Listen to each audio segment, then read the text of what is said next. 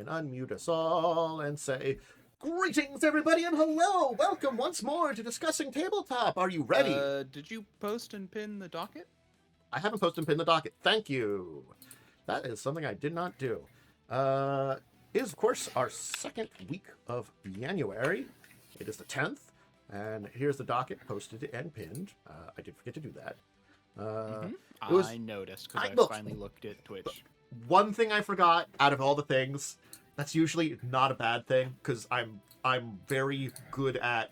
I probably should like put a little list of like checkpoints somewhere that I can like, look at. I'm gonna be honest. Forgetting that means you probably didn't forget anything else because you usually only forget one thing. Still, yeah, that's true. Having a little like, did I do this? Did I do that? Did I do it? Okay. You know, it's. You'd think after all this time I would remember it all, but nope. The answer is no to that. Anyway, I hope everybody's week's gone well. We were chatting a little bit about just some things in general here, but I guess we really should dive into our topics of the week because we can chat around that with some other stuff. But yeah, it's always good to kind of dive in, and I guess we should start with it's a little bit of magic, but I guess I'm going to give the first article here, which will then paint what the other article is. So this was an article that just on another site. I'm sure you can find this on Wizard's site. This is all the dates related around Lorwwyn and Equips, which is coming out now, and which I think like the entire thing has already kind of been spoiled in like a week. So it's not a really great pre-release entire thing because they just basically are like, here's some cards. Good luck to it. But so if I was to say, what's the top markets for Magic? Would you say it's North America? Maybe Latin America to a degree because they're right next to each other. Probably followed by, I'd say, Europe. There's some in Japan, various other countries in the world. Turns out, the pre-release stuff isn't going to stores or the draft night material, I guess, which probably includes the pre-release because during those weeks or something. Here it is. There's a delay in Lorwwyn and Equips products, basically. Nice. That's really. Yeah. Oh, that's awesome. Yeah. That's cool. Lorwwyn Equips Draft Night will be delayed in North America and Latin America. The product will arrive in 2 waves from January 19th to 26th. So, like, yeah. I'm going to say... not good. The timings that they're giving and what they're talking about here, because they're not really giving details. They're saying Draft Night, which kind of screams to me it's either... Now, depending on the pre-release, they might have different pre-release materials, but this could be the release day event, because there's usually a pre-release event and release days events. And it just screams to me, what isn't showing up? When are we having these things? Will the products be out beforehand? Because this is stuff related to the events promoting it that are happening at the local game stores. What? This is a big old... What's going on here? Yeah. Someone screwed up. Yeah. So this is one of those things that I'm like looking at, and I'm like, I'm certainly not feeling like this is a great idea, or not a great idea. Great thing that's going on. Because let's see here, I'm going into. Okay. So here's the entire thing about the Draft Night box, which was supposed to be their big push for this is the new product line that they're pushing along with Lorwwyn Equips too, which is a very important one, which it's supposed to be basically okay, so you can have your own draft at home in a lot of ways, which I don't know if this will be the same things they're going to be using for the events. They might not. They might have different stuff for the events. Again, it's that thing that, again, a little bit light on the communication in what's going on here. But again, major delay for something. But this is supposed to be like, you love draft, here's a way of doing it with our horrific play boosters, which aren't really great for draft. No, they're really, really bad. Like, I'm missing it, perhaps. No, clearly it couldn't be that you're just maybe spreading your product a little too thin over multiple different other products. And perhaps you could avoid a lot of these issues by just having a normal fucking box like you used to. Yeah. Like, again, the entire reason for combining the two, the original collector's boosters and the draft boosters, was to create more thing. But you already still have collector's boosters. You just have the more expensive ones. So what was the point? It's sort of like, yes, you had 3 boosters, but you still have 2 boosters, and one of them's basically replaced the other one, and the one you replaced, you could have just got rid of that. And then normal draft boosters.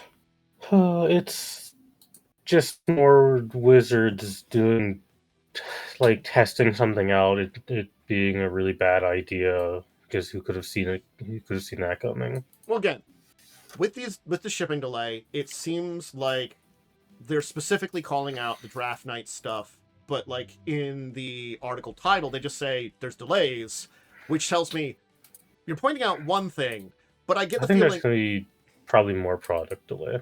Yeah, that's the entire thing is it can't just be one singular product. Usually you ship all these things together, especially with the big pre-releases and drafts and stuff that are coming up during the weeks you're pointing out. The release day is the 23rd, and they're saying between the 19th and 26th. It's after the 23rd. The big problem, of course, is with this specific product being delayed 2 weeks or whatever, it's going to come out, and then it's going to probably not sell very well because everyone's going to do the other thing instead. I hate that because you're right. This is just going to be another problem with. It's just going to flop. It is what it is. It's one of those things. It's like, we'll put a bit of context here. Lorwwyn is one of the very popular old sets, especially in the more modern age. This is like the set that made Magic what it is today. Yes.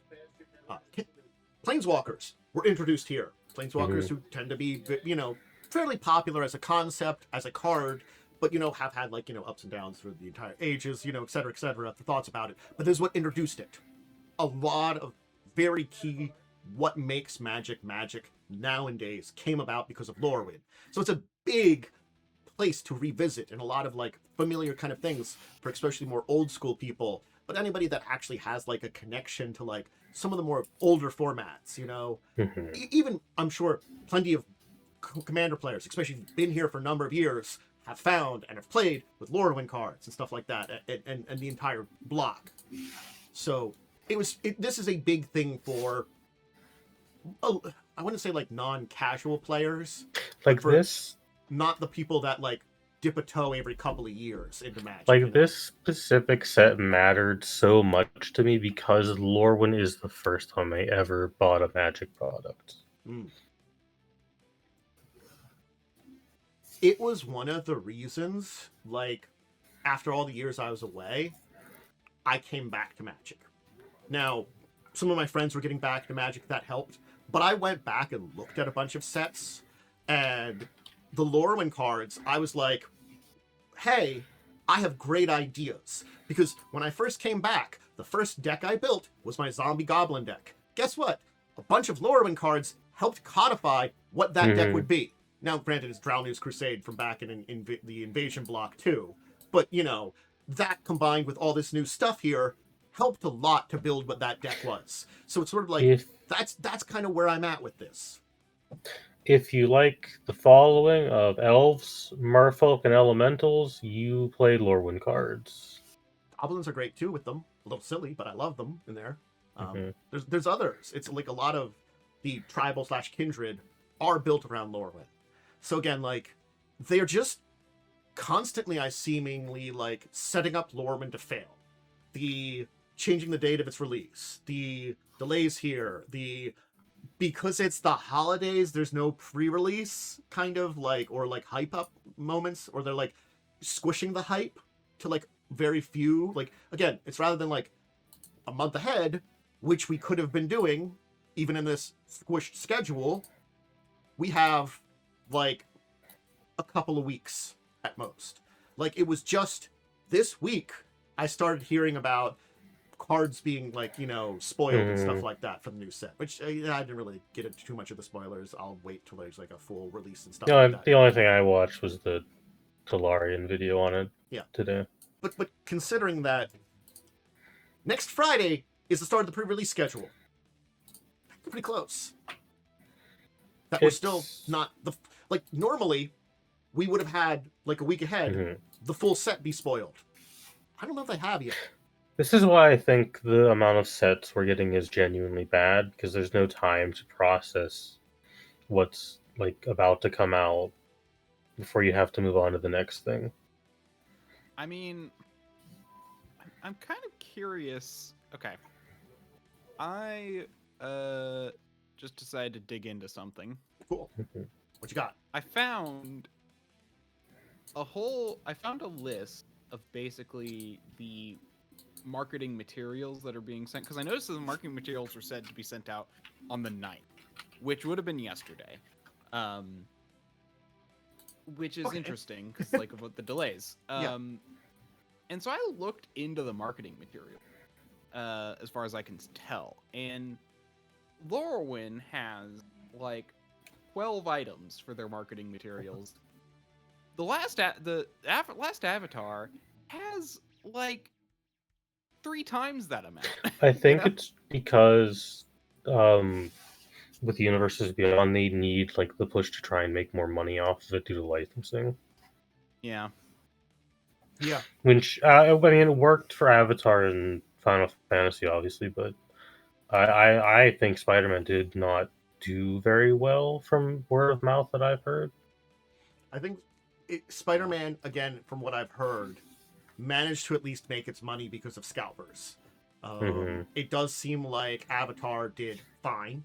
It was an alright set. It was a decent set, but it wasn't anything like, at least from what I've some heard, nostalgia power behind it. It had a little bit of nostalgia power behind it, but it certainly was no Final Fantasy. You know, no. I would say like Avatar felt like a decent released normal Magic set. You know, one that has a little bit of hype behind it, but not an insane amount of hype behind it. You know, much better than the Hat series of in-universe stuff we've been getting. You know, but again, like it's this weird thing of like I hear a lot of people talking about they really are hyped for Lorwwyn, but it's not Wizards that's doing anything about it. It's like people that are like, oh, I love that, I'll go grab some of that. But it's that thing of like, because we're not getting it to the people that have come in the last couple of years as much, which again, like no offense to those people that are coming in with Final Fantasy and that have decided to stay around. Cool, great, love you here, you know, enjoy some of our stuff. Again, it's like one of those ones is I have my complaints about Final Fantasy, but I do think it's again that kind of border of it's in a Universes Beyond I'm fine with more or less than anything. If we can't get rid of them, I'll take stuff like that. At least it's a universe I like. Yeah, it's a universe that you can find a game of Final Fantasy you can like. It's fantastical enough to fit into a fantasy universe. Well, I guess as far as their list goes, they're actually relatively the same. I saw something different. Okay, you found some more stuff. I'm like, oh, maybe I should find this. So yeah, the press release isn't too bad, at least. Yeah. But I still feel like it's just interesting. It does feel like it's squished in time, even more so than a lot of these. It's smushed between two Universes Beyond. It's inevitably going to be buried in the marketing push for those. They're going to start pushing. That's what happened to Tarkir, basically. Yeah. And Tarkir, from what I looked at, was a pretty damn good set, you know? Oh, yeah, Tarkir was good. I didn't know it even came out until after Final Fantasy. Yeah. It's just... I guess they do offer some similar stuff. I don't know. I just felt like it was like... That was literally like posted on their news about everything you're going to get, and then Lorwwyn's just resigned to a Excel document that you can it's like, well, we got Lorwwyn out.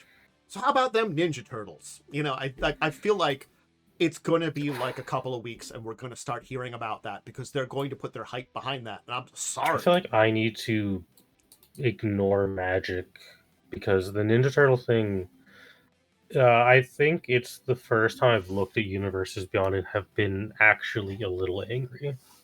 It's the thing that, like, both the Ninja Turtles and Marvel set, I'm going to take a step back here and say, I like Ninja Turtles. It was one of those things, 90s kid. I liked Ninja Turtles. I liked, I've liked Marvel. That was my favorite comic things. I horrifically dislike these products as existing. Yeah. Like, both of them. Because we just got Spider-Man, and that's already giving me a bad taste in the mouth. If we didn't have Spider-Man, and we just went into this Marvel set, and maybe, like, had a little bit more space last year, and wouldn't have 7 sets this year, I think I would take the Marvel a lot better, because it's a better place to go in when you're doing this. But you've already tainted me to this entire thing with a bad set. So I'm looking at these and I'm like, I'm also like, I guess we'll sort of talk about them, but I don't really want to talk about a lot of them because both of them I just look at and I'm like, ugh. I likely will not have anything positive to say about either of them. I mean, I did also have to say ugh to a bunch of the in-universe things. So at least those are like characters I can point at and be like, I like that guy. I know, but it's like cowboys. Cowboy set had a lot of good cards in it. Didn't have good. It's not that it didn't have good cards. It was just weirdly like a weird Karloff Manor is Karloff Manor. Karloff Manor, however, is a set that can be forgotten, even though it did heavily feature my favorite mechanic in Magic, Investigate.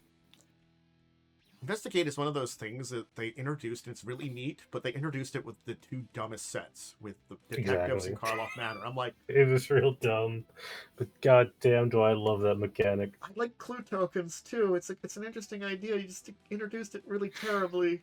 Oh, you mean I can build a deck where if when I investigate I kill a guy? Hell yeah. I also really did. They start delivering them on the 9th, and they should be there, and they'll be arriving somewhere up until the start on the 16th. Okay. Or the 19th now. Well, which is actually probably why, if I had to guess, it's probably why it's getting delayed, in part, is sending out these kits. Yeah. But still. Anyway, there's one other Magic-related thing to talk about, which we should, which is, it's a weird one, but I wanted to talk about it because it goes to show you how weird the collector market is. So,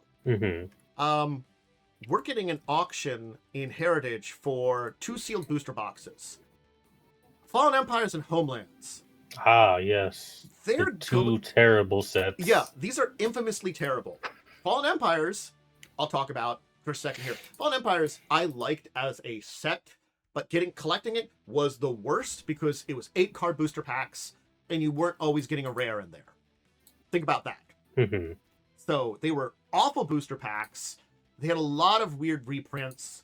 There were some good cards in there, but there was a lot of really terrible cards in there. A lot of weird mechanics. So it's that kind of like up and down of like, nothing in Fallen Empires is very expensive. Just the same with Homelands. But there are some cards that are very interesting, and like, High Tide came from there, and that's banned from Pauper.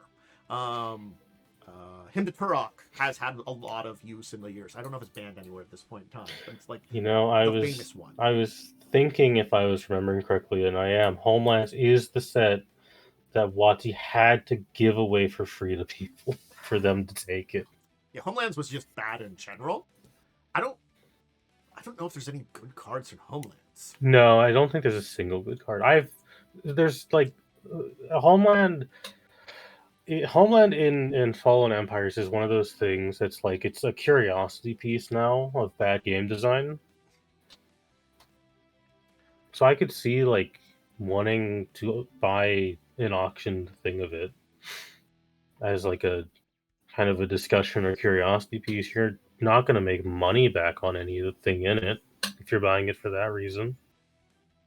All right, let's check market price. Well, it does say the reason people are buying this is because there are people who want to buy a collection and collect sealed collector's boxes. Yeah, I mean, I think that's a little bit more interesting for a reason behind it, but it's still like having the price jump as much as it has. It's kind of like, I guess it's been so long that I did discover there are 2 cards in Homelands above $10. It's Cross and Falls, which I do remember, which was a interesting card. I have to like open up. And the other one sucked at the time, but has become good since, and that's Didgeridoo. And why does Didgeridoo really good? Because it's for 3 mana. You put a Minotaur from your hand into play. Minotaur decks sucked back then. We have a lot more Minotaurs now. So Didgeridoo actually went and got good during the way. Yeah, that is better now. I still think if I see someone playing this, I will maybe point and laugh at them. I mean, definitely. But it's funny that it's got like a price there. Hi, I'm looking also like I just wanted to look up Fallout. Oh, sorry. Oh God. Apologies to fucking Fallen Empires. They don't even have one over $10. No, Fallen Empires, if I remember correctly, is legitimately a bad, like a mechanically. There's nothing worth using in it. A few of The these most expensive card is like Rainbow Veil or some shit. Yeah, High Tide, I think, is decent in certain places, but again, it's no longer legal in Pauper. But I think a couple of these you could probably find uses for, probably in a commander deck, like Fungal Bloom or Elvish Farmer, and some kind of like Valid decks. I mean, Goblin Warrens, I think, is something I've used before. Same, I think I've used which it before. is like sacrifice a goblin.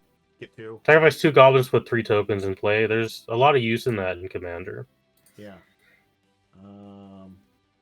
It doesn't say permanent, so you can technically just keep sacking for infinite goblins. I wonder if there's ever been a card that was so popular in Pauper that it actually got out of Pauper because people kept buying Oh, it. probably.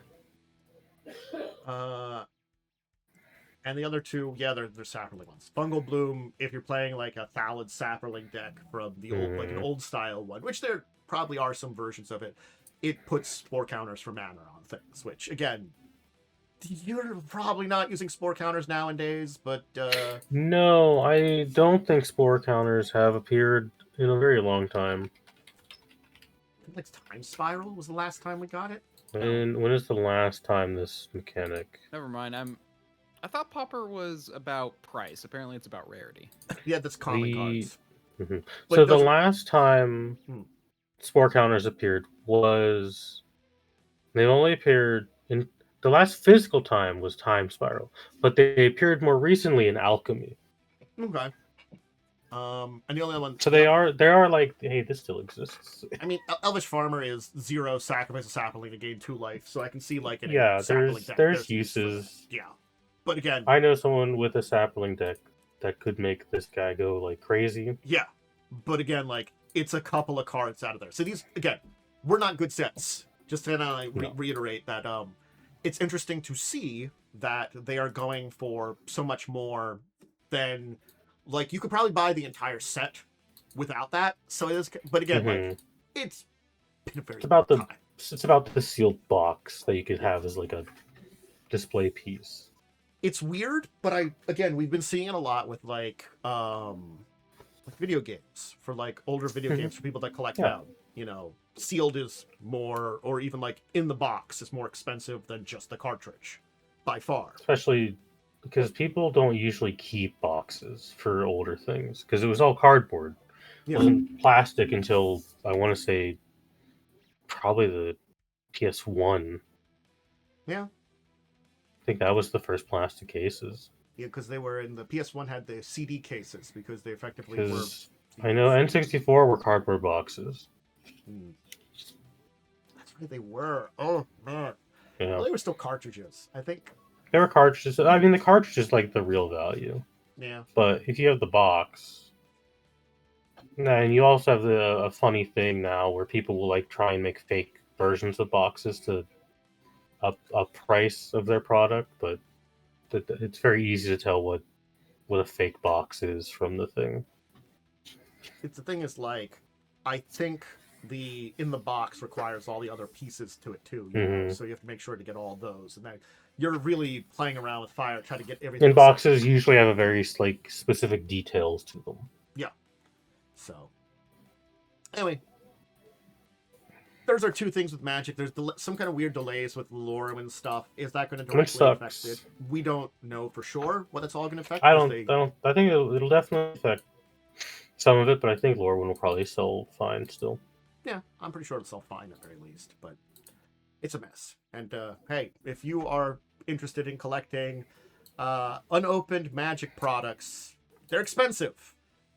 They are. I'll just say, like, collect an entire set of like Fallen Empires or Homelands. They're cheap. Will they ever get more expensive? Probably, but not by a lot. But if you just want to collect something to save an currency entire set, fluctuates, so it will get more valuable. yeah, it will get older and more valuable. Not by a lot, but No. like, hey, do it maybe like a couple cents. You can probably spend $100 to get the complete set of either of these, honestly. Kindling for when your power goes out, I guess. You can now make those, like, you can use those like couple of cards which are really good in your or no, you I'm not saying burn the really rest. good, okay, in your decks. You Yeah, can finally they're make, the okay cards. finally make that Minotaur deck with a didgeridoo. Anyway, so this was an interesting one. We've talked about how Penguin House is doing some D&D books. They're doing a D&D Romance Book, which is like, Nice. I'm like, That's fun. that's fine. That's fun. But I wouldn't have thought that being a genre we would see. But I think it's also a fine one to dive into.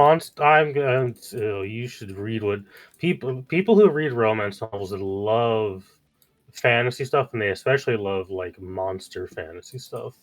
Well, Part of me kind of wants to say, look at how people react to the characters in Baldur's Gate 3, and there's Yes, definitely a mark gestures there. wildly to Baldur's Gate and Mass Effect. I think that's the thing that, like, if you had talked to me about this like 5 to 10 years ago, I probably would have like called you crazy. But after this stuff that's kind of happened, especially this kind of evolution nowadays, I like saying, I'm like, yeah, I can see it.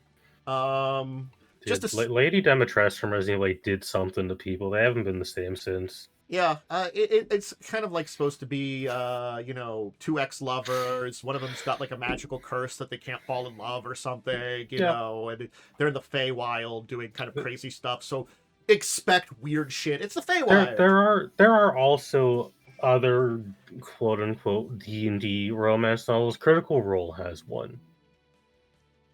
Yes. It's called Tusk Love. Again, like, I feel like reading this is very much so a romance fantasy, you know, but I think we've always had books that also have some romance in them, but I don't feel completely romancy. They have romance in them. So I feel like this is a lot more focused on that. I guess it's the difference between like a traditional Christmas movie and a Hallmark Christmas movie.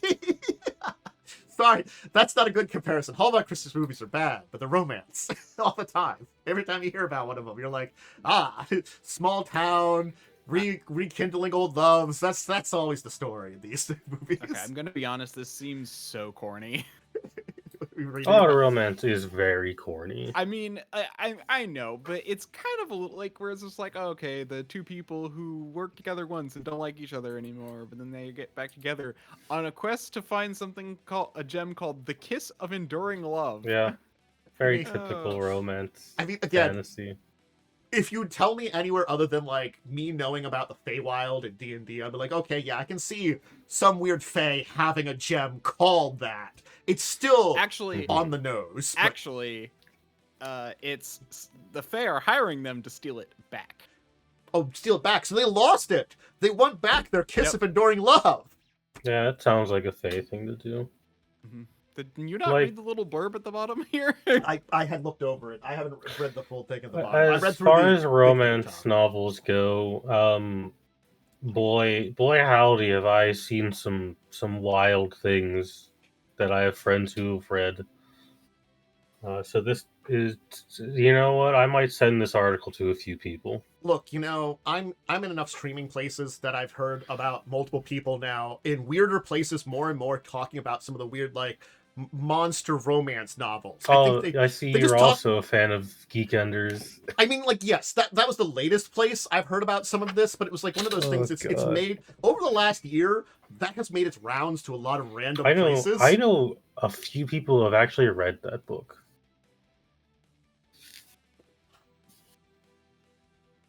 Yeah, that is piles of books that are out there now, and I'm Hey, guessing, capture whatever them. gets you to read and whatever gets you off the computer to read something, I guess. I mean, sometimes you're on the computer reading it too. I mean, if you have like That's a Kindle true. or something. But yeah, that's coming out later this year. So if you want to dive into this and this seems interesting to you, then yeah, It seems like this could be really fun. I think that's the thing I can agree on. It seems fun.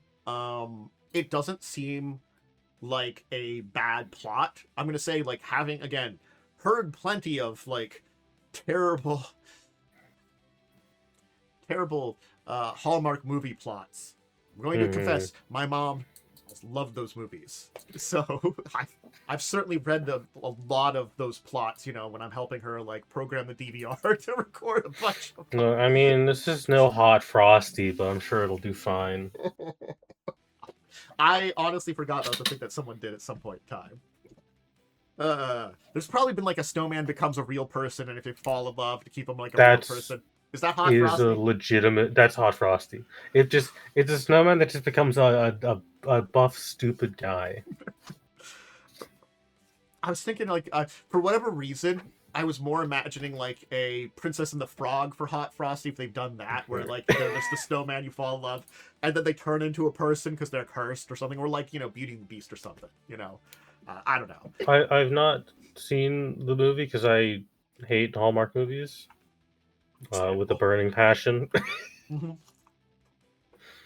But I mean, if you can think of a plot, it exists in a Hallmark movie.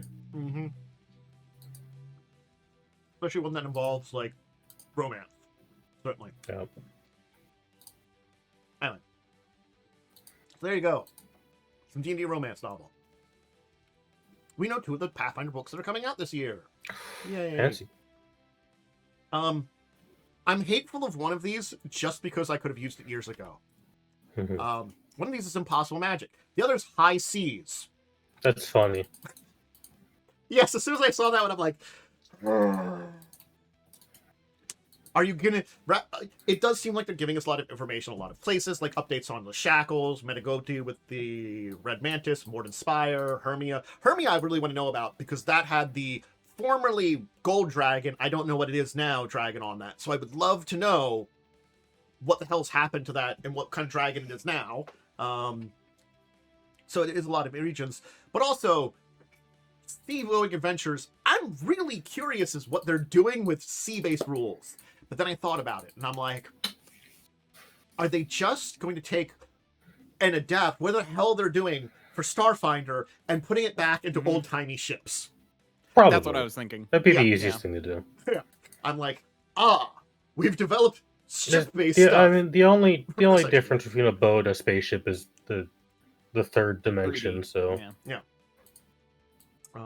But it mostly ignores the third dimension in the original Starfinder. Anyway, so if you're making a ship combat, please do not include a third dimension.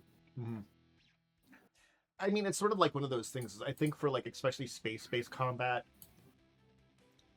third dimensions exist, but I think it's sort of like only really use it when you need to. It's like flat plane. It's a math nightmare. Yeah, it's the same as like, I gotta be honest, when someone starts flying around and like, or the enemies are flying around, as much as like it makes sense sometimes for enemies to fly, it adds like a level of nightmareness to the entire thing. And I'm like, God. Impossible Magic is where they're re-announcing the Magus and the Summoner. Interesting. Yeah. Neat.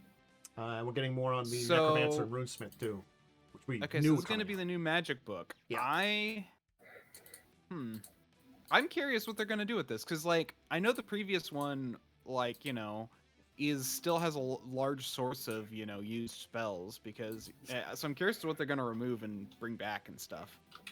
It's a lot of interesting stuff they're talking about here, and I'm curious as to what everything that they're going to show in it. It's one of those things it is definitely enhancing at least these 4 classes, kind of like giving us these big 4 classes here, but a lot of new spells, a lot of new kind of magical items, magical things, options. Yep. I'm interested. Yeah, no, I am too. Mm-hmm. I mean, I'm literally subscribed to them, so I'll get it when it comes out. I'm definitely interested also for like the high seas for how many other places. release dates for these books, I don't know yet. It might say in the The comics on the actual website for. I mean, it says High Seas was announced as a July release. Okay. I'm trying to see where. I would guess Impossible Magic's probably coming out within the next 3 or 4 months then, because if they're putting it out, I'm order. gonna go to Paizo's website. Hold on. Go to Paizo's store. Oh, that's right. It works now. I keep forgetting that it works now. Yeah, I mean the store still sucks, but it's a little better now. They've There improved. is No, not okay, a here's- release date on. Here's the thing: make sure you go to the right website. You can still get to their old website. Yeah. It does not appear to have a release date on the store page for Impossible Magic, at least. Oh, Yeah. yeah. So that might be the next one. Not the next one, but like yes, since we don't have a date there. High Seas for Pathfinder book. Let's see if I can find a release date for this. Okay. I'm gonna assume it's this one. High Seas is the next book coming out because we kind of have a date for that, and it looks like what we're going to do is they're saying that they're going to probably have the release of Impossible Magic at Gen Con this year. Makes sense to me. Well, it said the High Seas might be a Gen Con. They might both be there then. High Seas is. Oh, they will so Impossible Magic will debut at Gen Con. Yeah. High Seas will be out in was announced in July release, but not necessarily during Gen Con. Okay, that's where it was. Okay, so High Seas will probably be out around Gen Con. They'll probably be selling it there for like a big kind of push on it there. But then Impossible Magic probably will be previewed, and probably some early copies might be released at Gen Con. We've seen that before, but they'll release some early copies at. Well, no, Impossible Magic is the one that's going to be released. Yeah, I'm sorry, Impossible Magic. High Seas is. High Seas will be out, but probably sold at Gen Con along with new stuff. Impossible Magic will be probably sold at Gen Con the first time, as like kind of like you can get an early copy if you go there, but then it'll probably be released a little bit afterwards. Because we've done, again, I think that's the order we've seen them do before. Yeah, okay, because Gen Con is literally last week of July. Okay. Yeah. So. So. Cool. That's gonna be so that's gonna no magic yet. Okay. Yeah, it's gonna be a little bit time. We'll probably be into like I'm probably planning smaller Pathfinder 2e adventures for a little bit at least. So hey, if there's before the next big campaign, Possible Magic will probably be out for anybody who wants to use that. Yeah, but I am definitely looking forward to High Seas too. There's some interesting areas that I would love to see what is. Again, some of these places we haven't heard about for like 5-10 years as much, and it's sort of like, well, what's going on in these regions that you establish really cool ideas, and that you're coming with like these big events happening in the world? How are these affected? Cool. Anyway, if you shift your narrative, we'd like to know updates. So GameStop's still doing bad in a lot of ways. I'm gonna say bad because kind of surprised they're still alive. Yeah, because they're closing a lot of places. So not surprised. Again, they closed a lot last year, so it was like 1,000 last year total, and this is like another 350-ish that they're going to be closing beginning of this year. So gosh, that reminds me of a meme I saw, which is all like, someone finally collected every single game that for the Xbox 360 is like, collector thing. And I think GameStop it was actually officially GameStop replied saying, I'll give you $4 credit. I went to a GameStop in October because I was at the mall and I was like, I haven't been to one of these in literally 10 years. Very much like not really a video game store anymore. It's just a bunch of junk now. Well, it's like we heard like a bunch of cheap merch. Well, yeah, I wouldn't be surprised if it shifted to a sort of like video game hobby store. It's like Funko Pops and all that kind of crap. Well, they sell a lot of Pokemon trading cards. I mean, that's one of those big things that they do sell at there. It's not just big box stores and local game shops, GameStop, or like comics / game stores. GameStop sells them. I mean, that was one of those issues that I remember hearing about. They released. Again, this was a little early this year. If you didn't hear the story about it, here's a quick summary. They released codes for Shiny of the Box legendaries of the Scarlet and Violet that were being given out at GameStop. They were grabbed by scalpers because it happened to be the same time that Pokemon cards were being released. Free things were being scalped for a bunch of money because of this. Because GameStop is awful at managing these things. Turns out. Yeah. Free things being scalped. Because I guess people were getting more than one thing when they shouldn't have. You know, it was a kind of mess that could show you that, like, I'm sorry, I'm not feeling I'm feeling bad for the employees, but I'm not feeling bad for the company because I feel like a lot of their policies are just bad when I hear about them. No, GameStop is one of the quite a bad company. Yeah. For a lot of things. I feel bad for the people that use it to get their trading cards, their collectible cards / trading cards, their TCG games, stuff like that, or some of the other stuff that they have now because they have expanded beyond games. But now, I wonder if all of these closures have anything to do with the fact that back in March of last year, they made a funny little announcement of planning to borrow $1 billion to buy Bitcoin. So I'm curious if this has anything to potentially do with that. I think it sounds like, strangely enough, and I understand why probably, them compressing their number of stores has had them become more profitable, which are being like, because absolutely. Probably they're basically keeping only the best of the best stores and cutting all the ones that just break even. Because again, like, breaking even isn't earning a lot of profit, or maybe small amounts of profit. But then I'm not spending on those, so though I'm not getting any money from those, I can reinvest in my bigger things here too and stuff like that. It's also less employees, and it's an entire thing that's kind of a mess of things that, like, yes, all these closures, they are being more profitable last year than this, and they're, how much can they compress before they can't anymore is my question. I think, like, they could reasonably stay alive. It just really depends on, like, where we're looking, because physical media for video games is making kind of a comeback. So there is a chance for them to survive, but, like, they're not really good at being a store. Yeah, I think that's the problem about them. And, like, I do find it funny that they, like, beat out all their competitors at the time, and it was just all like, but kind of by being kind of the worst one, you know? Yeah. In a weird way. Because I missed all the other ones. Like, all the other ones shut down while, you know, you were still buying games and stuff, and I was just like, why GameStop? GameStop screwed me over like 3 different times with their policies that they don't announce. But as far as physical media goes, I'm not surprised. A lot of people are getting real tired of, like, the way companies are, like, trying to take hold of all of their digital media in weird ways. And, like, the idea of just having a disc or having a physical thing that you can insert into stuff is just so desirable now because of it. Look, I'm old enough to remember when DLCs were sold on disc. I remember that. Yeah, I remember that too.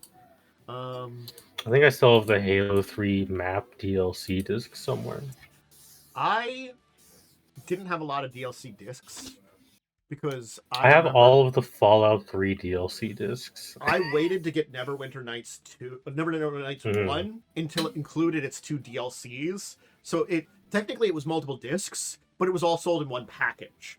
So I technically don't have all of the DLC discs, but I have all of the DLC cases for Fallout 3 because Mothership Zeta didn't come with a disc. It came in a case with a code.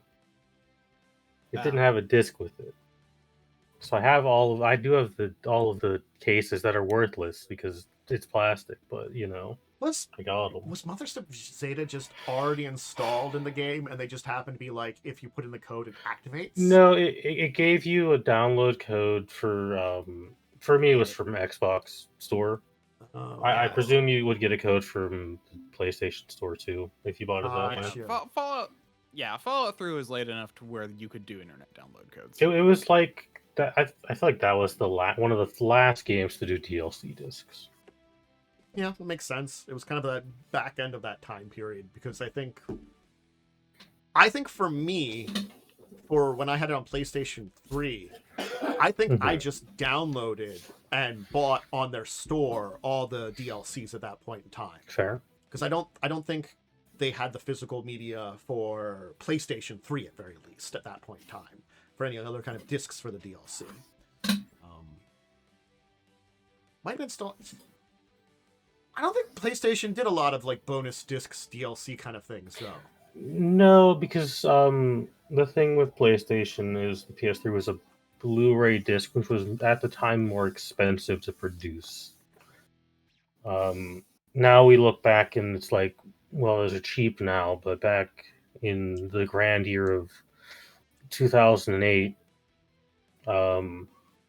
those discs were quite expensive and very cutting-edge technology. Yeah. If you're curious as to why Metal Gear Solid 4 has never been ported to an Xbox at the time, it was because it would have taken around, I believe, 8 discs. Yeah. Xbox wasn't using Blu-ray at the time, and no, they were using normal CDs. And it was a lot of stuff that they managed to get on there. That game is I remember at the breach. Because, funnily enough, this is super side tangent, but also GameStop related, technically. We bought a PS2 because it was the cheapest DVD player. And we almost bought a PS3 because it was the cheapest Blu-ray player.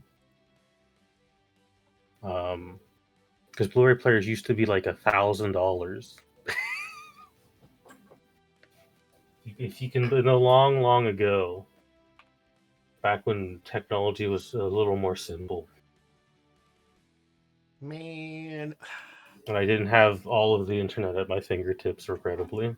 I feel sad because I looked up for a second, and Metal Gear Solid 4 is like the one that's not on Steam, because it's the one that I really want, because I'm not going to lie. You can't, it's basically impossible to play. Until we get a PC release. I own a copy of it, but I just yeah. I just thought about it, and I'm like, I really just want a cutscene skip button. I just want to mod that No, in. you don't. It's so... I played through that No, once. I just know the ending cutscene's like 2 hours long. I played through that once, and I was like, I'm done.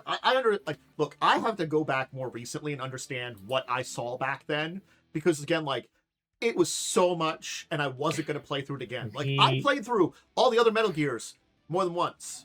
2 only like twice because it was a little weird, but I loved 3 and I loved 1 a lot. And 2 wasn't bad. It's just like it got a little funky, especially towards the end. The only thing of Metal Gear Solid 4 I remember is if you, I forget how you do it, but if you do something in the game during the Ocelot fight, there will be a mid cutscene where he kisses Snake. And it's super weird. Look, I'm not gonna lie. Those games, Kojima, I just he's just out here doing whatever he wants. He always been crazy. Like, I'm sorry, you go back to the original Metal Gears, not even Metal Gear Solids, and you're already sensing. You're like, I sense insanity in these games already. Just at the beginning. He's a weird dude. I did switch over to the GameStop stuff there. My bad. I didn't hit switch over. I don't know. I feel nothing towards GameStop, and if they close, I don't really care. I mean, again, like, it's a lot of people losing jobs, and I feel bad for that, and I feel bad for the people that use the store for things too, and it's just, especially for some of these things that are tabletop that they sell there, these are stores that we're losing, and we don't have that many non-big box stores that are physical at this point in time, because not that you can't survive as a comic / game shop. It's just a lot harder nowadays. A lot more people would rather download something onto like their console than go and buy a disc. Hell, if there's a chance if you own like a PS5, it doesn't have a disc drive because there are models of PS5s without a disc drive. I think it's That sort of doesn't like, surprise me. again, this comes back to like game systems as we're talking about it here. It's one of those things that's like all the insanity I ever hear about how they've set up Switch 2 makes me more and more less like hesitant to get that over a Switch 1. I don't think I will get a Switch 2 in my because I don't really be real. I don't really like Nintendo games that much. It's like there've been enough that are there I could probably justify getting at very least the Switch. But like there's been a few that have like I know that are coming out on Switch 2 that I might be interested in, but it's sort of like, is it worth it for the bullshit that's there for this new system? I don't know. I haven't decided yet. I'm on that. You really like Donkey Kong, maybe, Eh.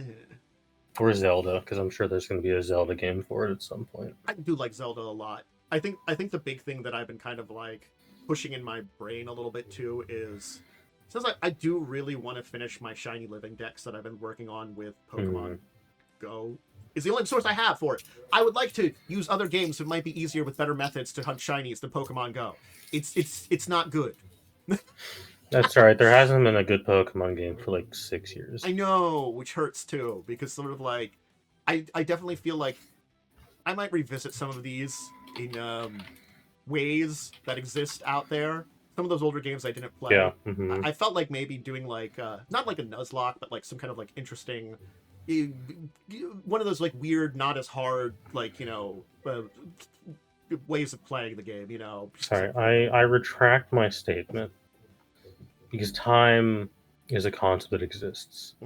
There has not been a good Pokemon game in about 13 years. Because that's when X and Y came out, was almost 13 years ago. I hear good things about That's X and Y insane. too. ZA, it looked fine.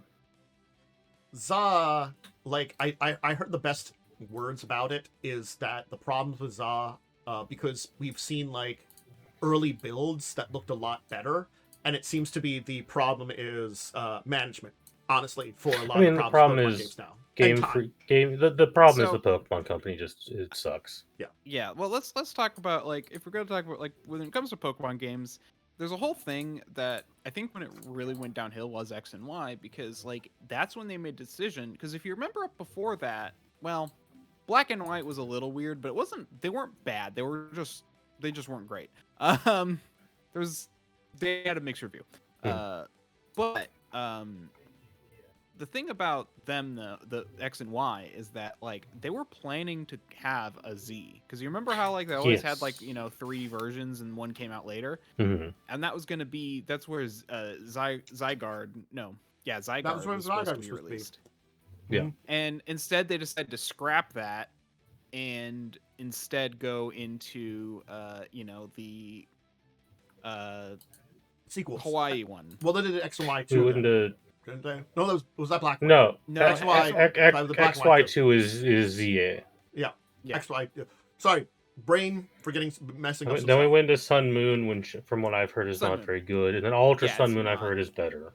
And there's a whole like tacked on plot line about Zygarde in Sun and Moon, which I'll say. which from what I heard was really poorly done. Oh yeah, no, it was. And the thing is, it's that stupid thing of like I've seen plenty of people play some ZA and stuff like that at this point in time. I've seen the cutscene where they do a line about, "Oh, this is why Zygarde was over in Alola." It was like, God damn it! Like you not had to know like what I- acknowledge that existed because it was stupid at the time. what I will say is, X and Y not a perfect game by any means. I will say that generation of the engine, I think, is the best iteration because the Gen 3 remakes exist and are, in my opinion, the best Pokemon games. What's sort of like, My favorite were the Gen 2 remakes, those original Gen 2 Ooh, remakes. the Gen 2 remakes they were followed good. you. I Where have to they had play the Pokemon follow I you. have to play the Gen 2 remakes because that was the last gen I like literally played. You know, so that's one of those ones I look at and I'm like, I want to play the first Gen 1 remakes.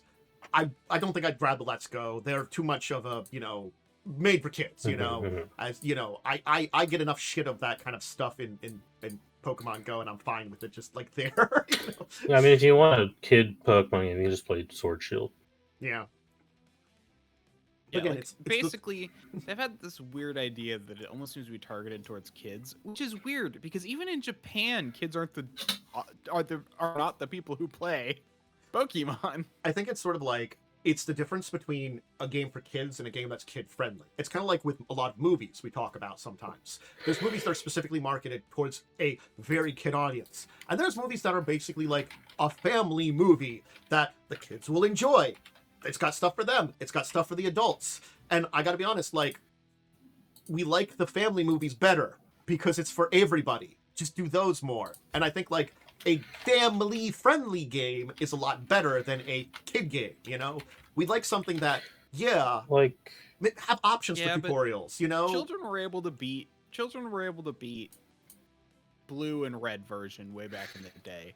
So why do we have to make it simple, dumbed down, and give you healing potions every 5 steps? As children, beat Battletoads. I'm just gonna be 100% Did I? honest with you. No. I know I people think that did. Pokemon Battletoads. was only hard back then because we were children. Also, I think Well, it's like that's the those thing. games were put together with spit and glue. I mean, the original ones, Yeah. you know? I mean, They're to not be like they're not super. But granted, it's Pokemon. It's not a hard. I wouldn't classify any Pokemon game as a hard game. Now, I mean, I did replay them as an adult, and they're Yes, Lance fine. exists, and he's an asshole. Like, yeah, I actually think they are more difficult than a lot of the modern ones. You know, like by a good margin. I will say, Go ahead. of all my opinions, the one thing I did want is a Pokemon game where the protagonist is not an 11-year-old and they are an adult, and we did get that with CA. Yes, you are like a late teenager. You're like an 18-year-old. Yeah, you're like an 18-year-old. You're literally traveling to another city on your own on like a train and stuff like there, and they are displaying them as basically like I could see them being 16 to 20 kind of that region. I want, But that's that's like like- Pokemon that's game like, where you know- I have to pay taxes. Yeah, that is a late teen, early like getting into that early adult years that you're supposed to be. It kind of displays the characters I as would- that. Okay, Still very I would young, but unironic- yes. I would unironically love a Pokemon game where it's like you're trying to just pay your bills and live in the Pokemon world. Like you just do like a day job, like almost like like almost Sims level, but Pokemon. Wait. Larry. It's the adventures Yes, of Larry. I want a Oh. Pokemon game, but I play Larry. That man is just somehow has won over everybody, and I understand why. He is the guy that's just the normal dude in the Pokemon world. He's just a salaryman. He's just a salaryman. dude. He's just going to work. He's just earning his keep. He just wants to live his life. He just wants to enjoy some nice food. It just so happens he's working with powerful supernatural animals that could nuke the sun or something like that. Yeah. He's just a regular dude. But yeah, no. I definitely don't think if I do go back and ever play something that's like more Gen 1, I think I will do the remakes because I'm sorry. Having learned more and more about, I did not know so many of the problems with Gen 1 that I just managed to get around. Oh And yeah, learning the about original versions are broken. just learning about those problems, I'm like, wow, how did I miss all this? And I'm like, oh yeah, I just had I think I just had Mewtwo on my team and stuff like that. I just went for very powerful things, Oh yeah, I was probably just had Snorlax and Mewtwo on my team and stuff like that. I don't even remember my original. I might have the cartridge somewhere, but it probably doesn't have I don't have the battery at work at this point in time. Anything. Ooh. But no. This is one of those things that I'm like, I really hate that Nintendo decided to throw out support for older stuff, and I get that they're old at this point, but then they don't update the things to new consoles anymore either. So which is so dumb to me because I remember when they decided to add Pokemon, Red and Blue onto, as a thing you can download, and they kept in all the glitches, all the stuff, and it like actually brought back a lot of Pokemon that were really hard to get with certain moves and stuff. They kind of do, but only up to, I think, GameCube with Nintendo Switch Online. It's not every thing. It's only first-party stuff at the moment. But it's a subscription service you have to pay for to access it. Yeah. Yeah, that doesn't surprise me. Which kind of sucks. And the thing is, if anybody looks at them, they're basically just the ROMs in these games. They're not really like... They are just ROMs. They're just ROMs, yeah. Yep. Like, they could put the games in the system a lot better, or like have like a lot more of it. That's not the ROM version of it, but it feels it's very Nintendo cheap, basically, the way they put them in there. Emulation is not illegal. Yes. Mm-hmm. Regardless of what Nintendo tries to say. You can do it legally, it's fine. Yep. Mm-hmm. I mean, technically, if you dump your own ROM, or if you dump your own data, it's technically completely legal, you know? I mean, to be fair, I'm not going to buy any Nintendo products anytime soon. I don't really like them as a company anymore. If I play their games, it will be through ROMs that I acquire legally somehow. On my legal GameCube. My legal GameCube. Yep. Look, I have a lot of classic games that I would like to replay, but I guess I'm going to have to use a ROM to replay them, because these games I own that I can't play now, I got to play them that way. You own the copies, but good luck finding original hardware nowadays. Like, I have a lot of original hardware. Good luck figuring out a way to set that up without like a lot of expensive gear. You need like so many adapters at this point. Ugh. I mean, yeah. I mean, I actually, I own every single Pokemon game through Black and White. That's sick, honestly. Yeah. I think I only have...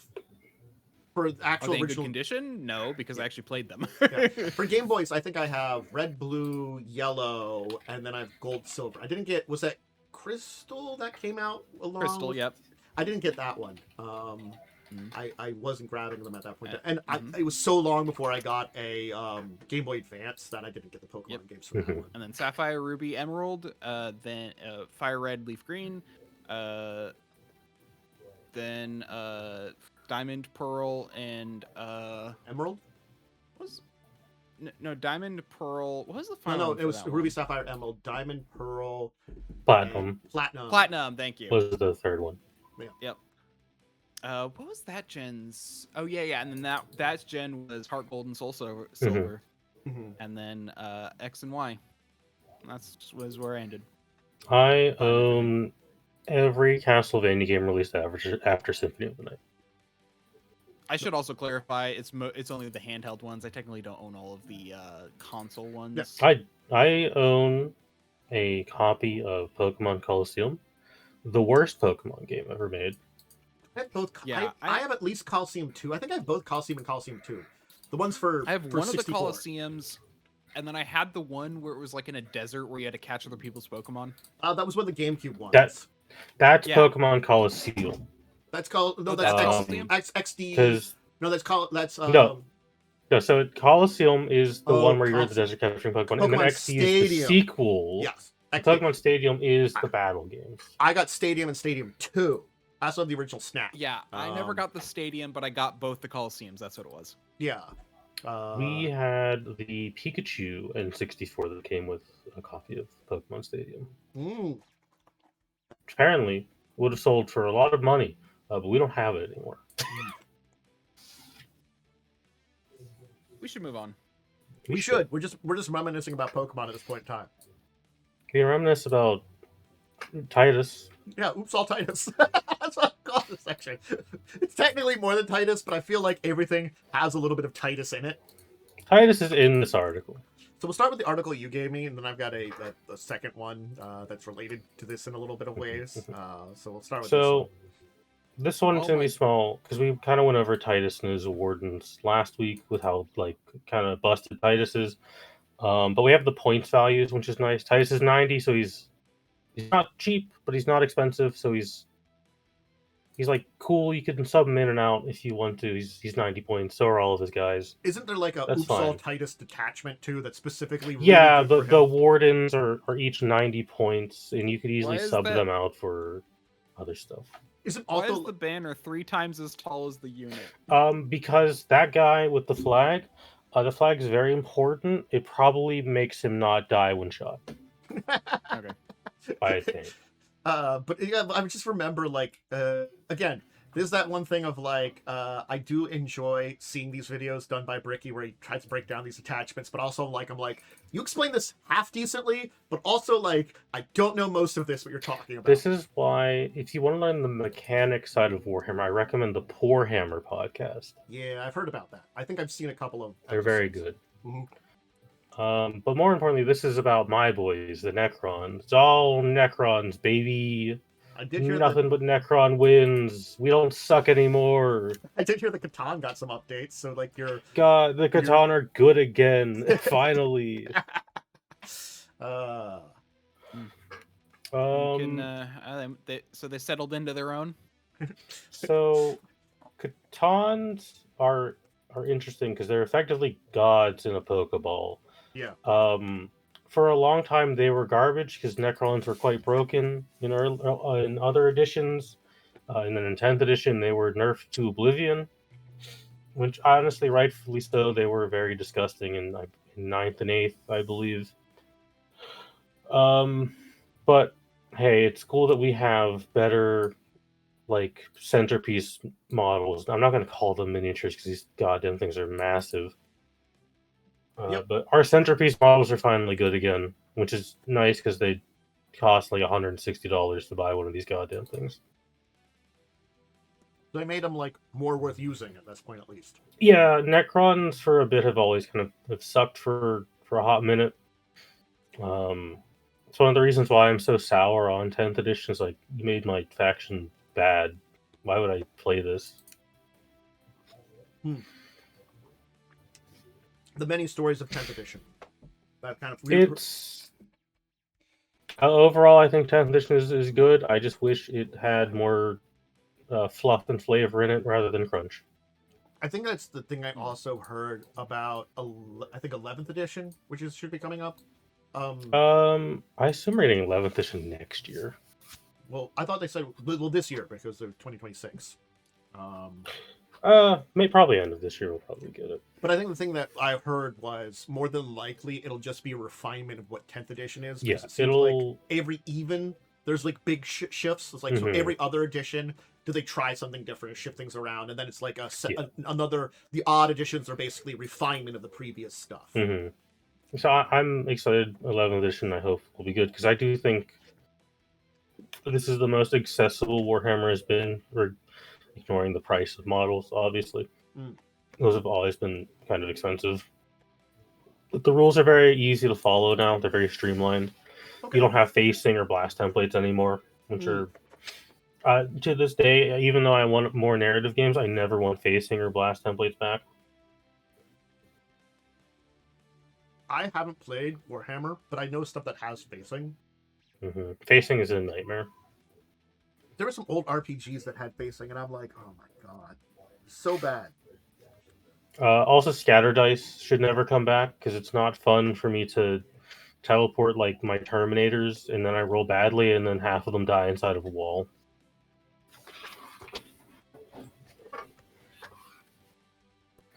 These all sound like really wonderful things to get rid of. Yeah, old Warhammer was certainly something to play because the games also took like 5 hours. Nowadays, it takes about an hour to an hour and a half. Not too bad for like. I'm assuming that's a 1v1. For a game where you have probably around like 50 models on a table. That's pretty good. Here's a question that I want to ask because I don't think I have. What do you feel like is the max? Is it always 1v1, or is there like for multiplayer? So the maximum? I think you can do. I believe there are multiplayer modes for main Warhammer with the 2,000 point armies. You probably could do like a 1v1v1v1 4-person game. It's gonna take you a really long time, and it might not be that fun. Yeah, but you could theoretically just push 2 tables together and then do that. Again, it's one of those things. Is like there's probably better multiplayer formats than the traditional. I imagine you could do Kill Team very well with multiplayer. It's a lot Because smaller. Kill Team is a skirmish game. Mhm. And you have a squad of like 6 or 7 dudes.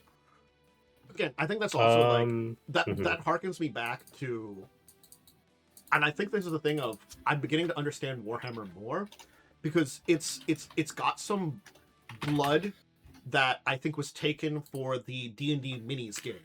The D&D mini game was very point by. I built an army to a certain number, and then you played it out on a board. And a board usually was like a number of maps with walls built in, but you could also put some like tiles down that were flat cardboard tiles to add more walls and stuff to the map and stuff like that.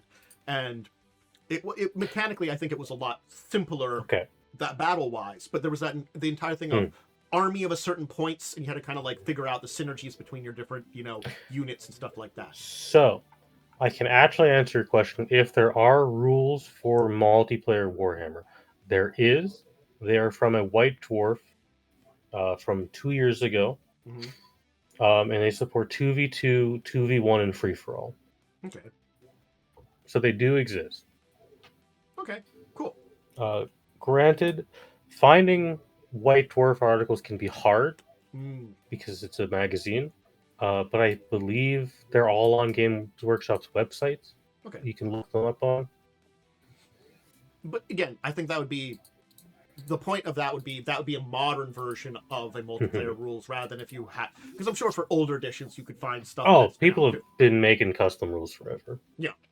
Well, that's kind of cool. I think that's one of those things I did kind of always think about that I was like, I should probably ask that. It's always in my brain. My stupid dream, and it'll never happen, is I want a 3-tiered game where you start with Battlefleet Gothic, which is space battles, and then you move to the airplane fighting game they had for a while, and then you do your ground battle. But that would take so long. I'm going to say this here. And you'd have to find people who know how to play Battlefleet Gothic, which is like 3 dudes. There are people who play Diplomacy and Access and Alloy. Access and Allies. You can find someone who's going to play a long game. Those games take forever. Yeah, the problem is finding anyone who knows how to play Battlefleet Gothic. Until you mentioned it, I did not know there was a space battle version of it. So there is. It doesn't exist anymore. It hasn't existed for a while. There's 2 video games of it on Steam that are quite good, in my opinion. The main thing I remember from Battlefleet Gothic is back when they did the original Fall of Cadia in the early 2000s. They had the Ground War and the Space War using Battlefleet Gothic in 40k. Chaos won like the 40k games, but the Imperium won the space games, so nothing happened. Interesting. Huh. Again, I think we talked about this last week. Your games you play shouldn't, do the lore. I think it can be fun, but it's often very boring. I think, I'm going to say it this way. I think for special events, it might work.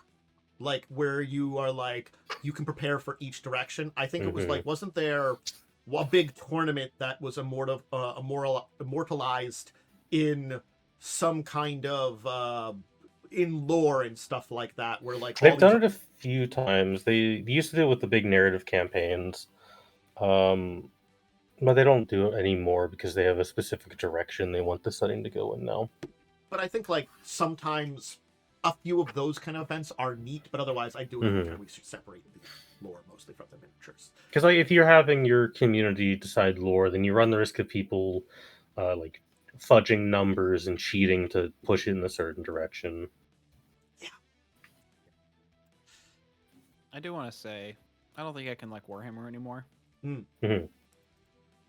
Shard of the Void Dragon is not a dragon. No, it's potentially the Omnissiah. No, really? Yeah. It's on Mars. It theoretically taught the Mechanicus everything they know. Well, it's like, oh, interesting.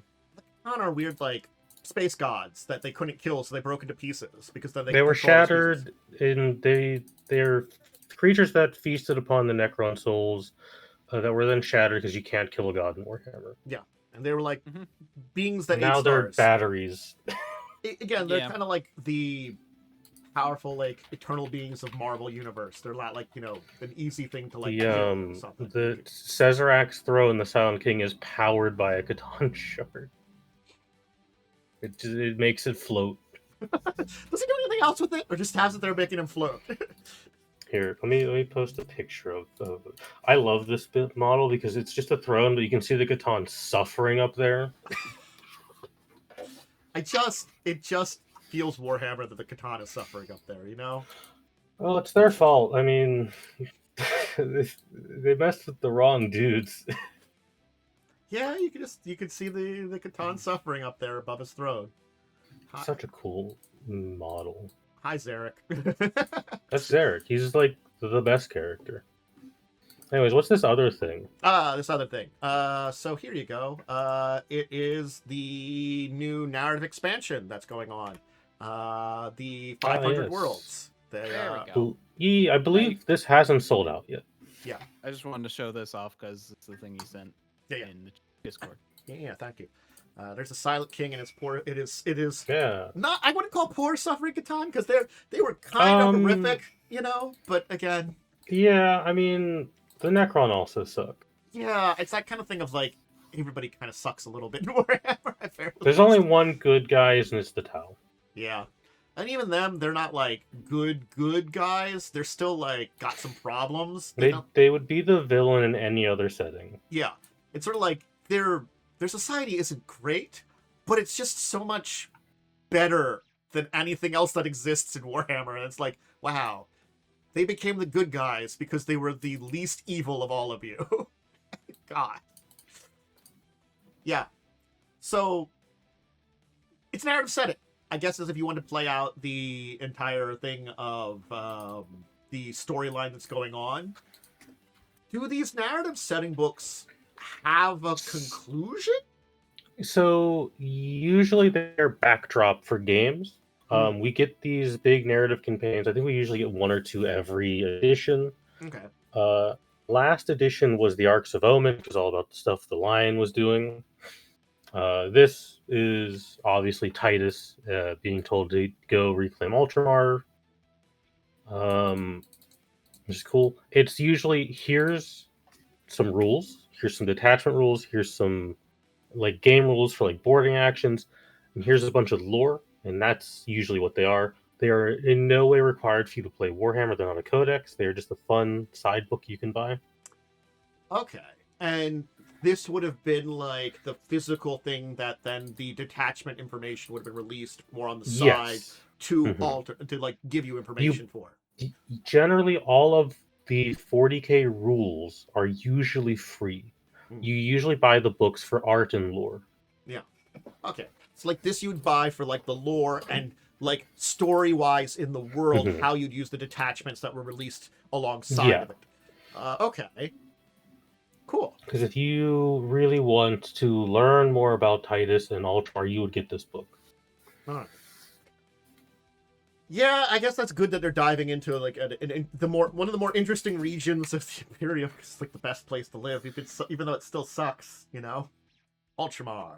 Yeah.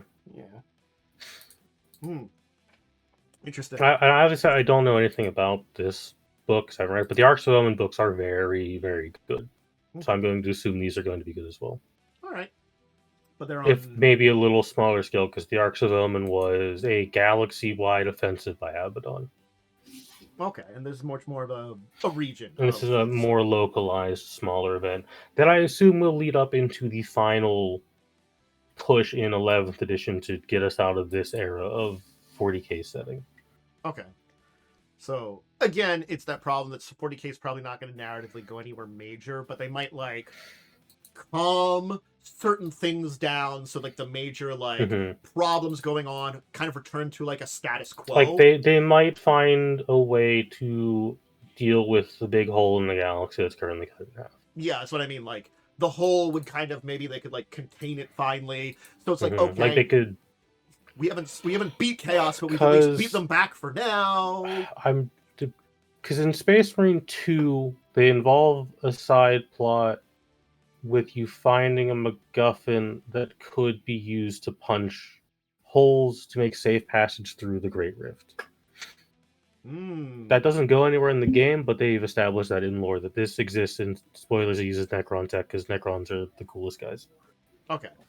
So basically they found some, like, Necron tech that can, like, skip out and basically make it easier to reconnect the sides of the galaxy. Pretty much. Yeah. The real answer, of course, to fix all of this is just make the Eldar and Imperium ally so the Imperium can use the fucking webway to deal with it. It's one of those things is I feel like the Eldar are such a small faction, you can just fucking do that. Oh, I mean, no, the Eldar have been, like, pushed off a cliff and beaten to death by Games Workshop now. Just do that with them. It's sort of like the, we have greater enemies now. We can go back to fighting after everything is, Look, I'm peace or something. We'll take care of not gonna rant. I'm not gonna rant, but I am still bitter that the Ynnari trilogy didn't become a trilogy. It only got 2 books. And at the end of the second book, all of the Eldar United beat an army of Slaanesh, and instead of being happy they won, they go back to killing each other. Yeah.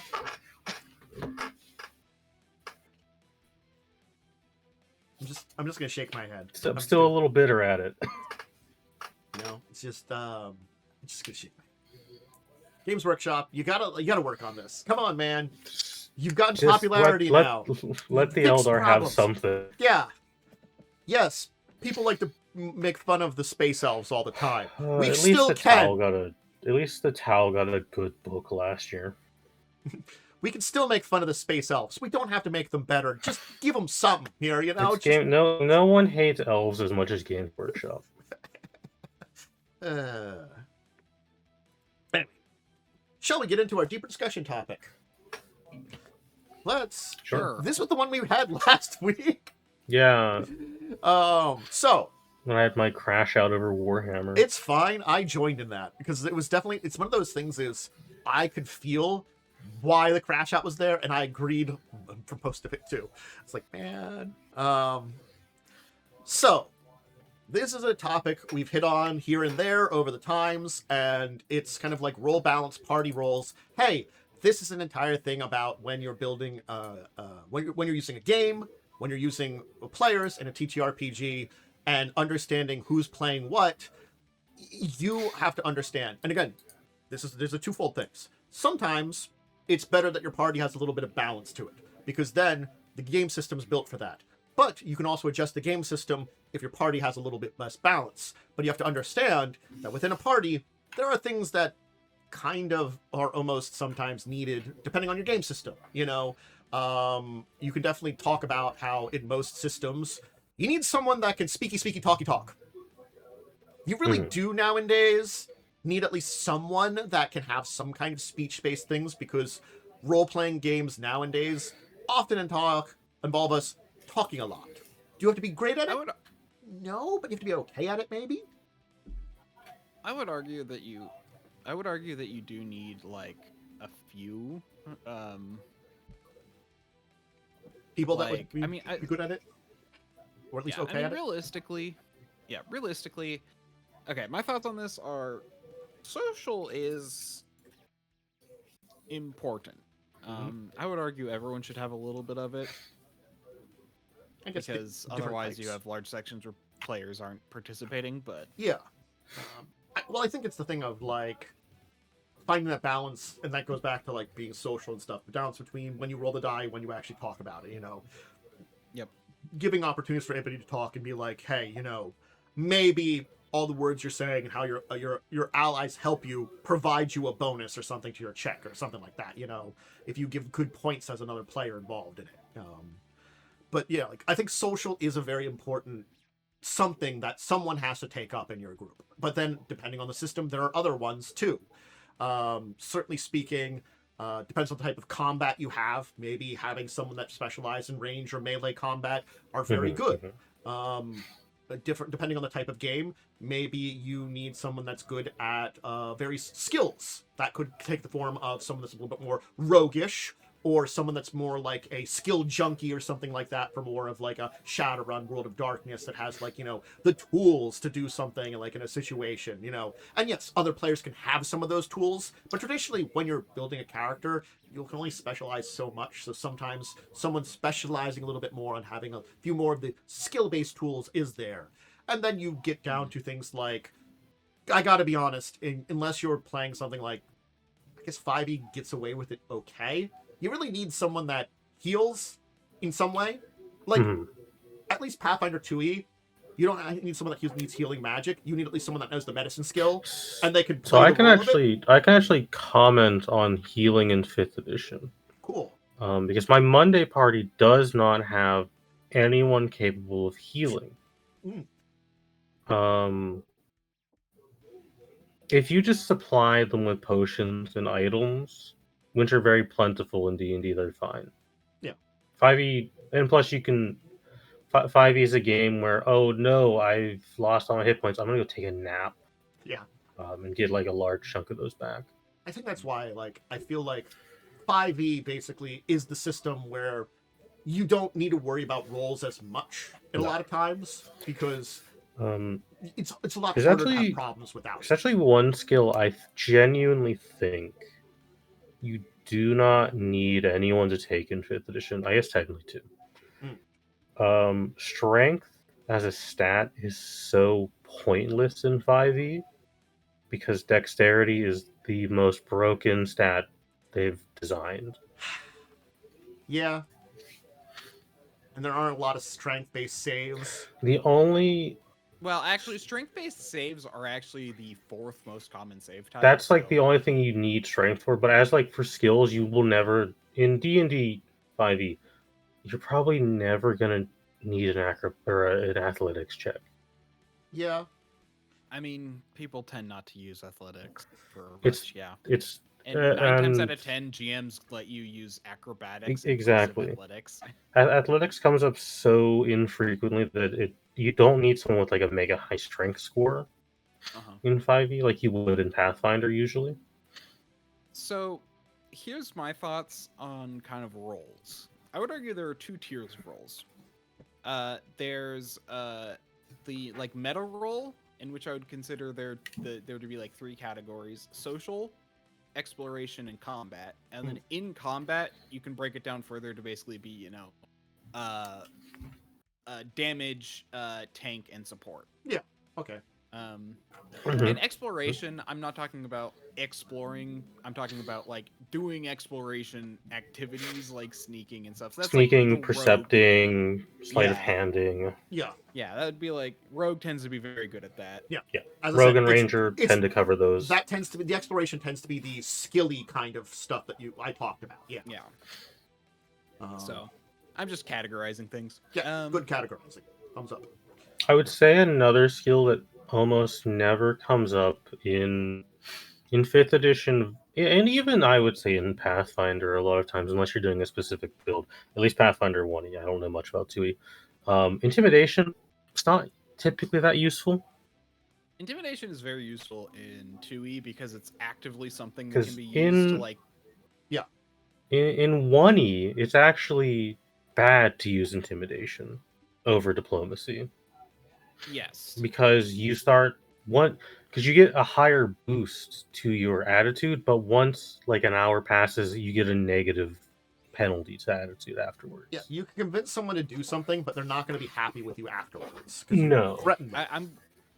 Yeah, and in fact, I'm going to be honest, I've learned never to make an intimidation build in Tantus's games, because he never lets you intimidate people. You intimidate someone and they like fight back immediately, and you get nowhere. I don't remember. With Ada, I had intimidate as like a main skill, and every time I tried it, it was like, okay, I guess. I think he did roll grade or something too. I don't remember too. No, so I rolled okay. It was honestly more of a you're like, you think that they're a noble, they wouldn't take that. I'm like, okay. I think the just on my end. I gotta be honest. Because in the 1e game I'm in, I am an intimidation build, but not for conversation checks, but for the demoralize action. Yeah. Because I'm going down the disheartening tree, Yep. which is apparently very busted, as I've come to find. Because that's the easiest demoralize is the easiest goddamn check you can ever make in Pathfinder, apparently. Your old character that's now an NPC in Fall of Avonswell does that, and there was some synergy with that with a couple other abilities where you'd like give someone like the frightened condition, like frightened 1, and then someone would get a bonus against them or something like that. There was some synergy that exists there that like it can be very helpful, and that's an action you can just do. You can like, or there's like feats you can do that you can do it as part of doing something else. You can stride up and like intimidate them and kind of like get them in a position. So there are better builds for it. In 5th edition, there are no mechanics related to intimidate. There's no mechanics related to social, like, at all. No, not really. 5th edition almost doesn't want you to use social skills. Yeah, and that's the weirdest thing. Like, I reading through Tales of the Valiant again. Like, they actually bring up like attitudes and stuff, and like ways to go about that, which is like really nice. Because like, yeah, in 5th edition, I don't think they bring up attitudes at all. You know. In 2014, they certainly don't. I don't know if they do in 2024. I think what we can kind of say is, go ahead, because you're going to say some worm. I was going to kind of. I was just going to say, yeah, I could go and look if you really. Because I have my own attitude system for my game. I made my own. I think when we take what you were talking about, Worm, for the roles that are very much so the modern roles now, we are definitely impressing that there have been more role builds and party roles that existed in older editions, which those tend to reflect, well, the combat part of that entire trifecta for more modern now. Kind of like if we're talking about, if you were playing an AD&D, you wanted a rogue, a fighter, wizard, maybe a cleric, you know, if you're going for the 4-player kind of group, you know, that's kind of where you want it to be, because that gives you the balance of all the divine magic and arcane magic and someone that can do skill stuff and someone that can fight, you know. That was the kind of basic fantasy balance for a long time. If we want to then look at something like 4E evolved that into like a lot more roles where you had like support, tank, damage dealer, basically kind of healer. 4E split up support into leader and controller. Yeah. Whereas damage, the attack damage person was striker, and then the tank was defender. What the tank was called? Defender. Thank you. Yeah. But I think that was an evolution of this idea of combat roles. And I think that's the other thing you kind of think about is there are these extra layers that, yes, you have the bigger layer of your party kind of needs to do certain things. Depending on the game you are, you have to be able to do those things. In D&D, we're probably going to need someone that's, going to be able to see stuff. You need someone that's got that. You're probably going to need someone that's talky. You don't have those rules in place, but most GMs are going to call for some kind of, persuasion check at some point in time, probably. Then after that, the roles become a little bit more nebulous, at very least in D&D, but certainly in other games, they still exist as those roles, and those are the kind of things that you can kind of see. Yeah, you're going to need some people that can fight a little bit, at least. It's still a combat game. You're in D&D, you know? Another game that does, I think, skills really well are Cyberpunk and Shadowrun. Yeah. Because you could make a very good use case for every single skill in those two games. Yeah. Even I have Cyberpunk Red pulled up because I don't have a Shadowrun book really available, but there is one I need to find to kind of like bring up. In Cyberpunk Red, there are 2 skills that will surprisingly come up a lot: personal grooming, and wardrobe, because it's a punk setting. So having like a stylish look is mechanically important. That's funny. Yep. No, I completely get that too. I assume Shadowrun has something similar, though I don't know all of Shadowrun's skills off the top of my head.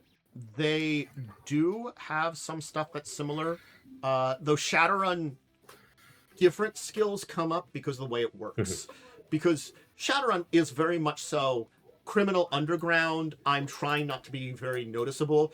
The kind of social skills are a little different. They still are there, but basically it's more or less like you need at least one person that can meet with the guy that's getting you the job and negotiate with them. Probably like you probably want to still impress them. You want to come looking your best, and kind of stuff like that. So that kind of like social things you might be going to like a high-end club where you have to get along with the people there to get into the club to talk to the guy that's fixing up the job.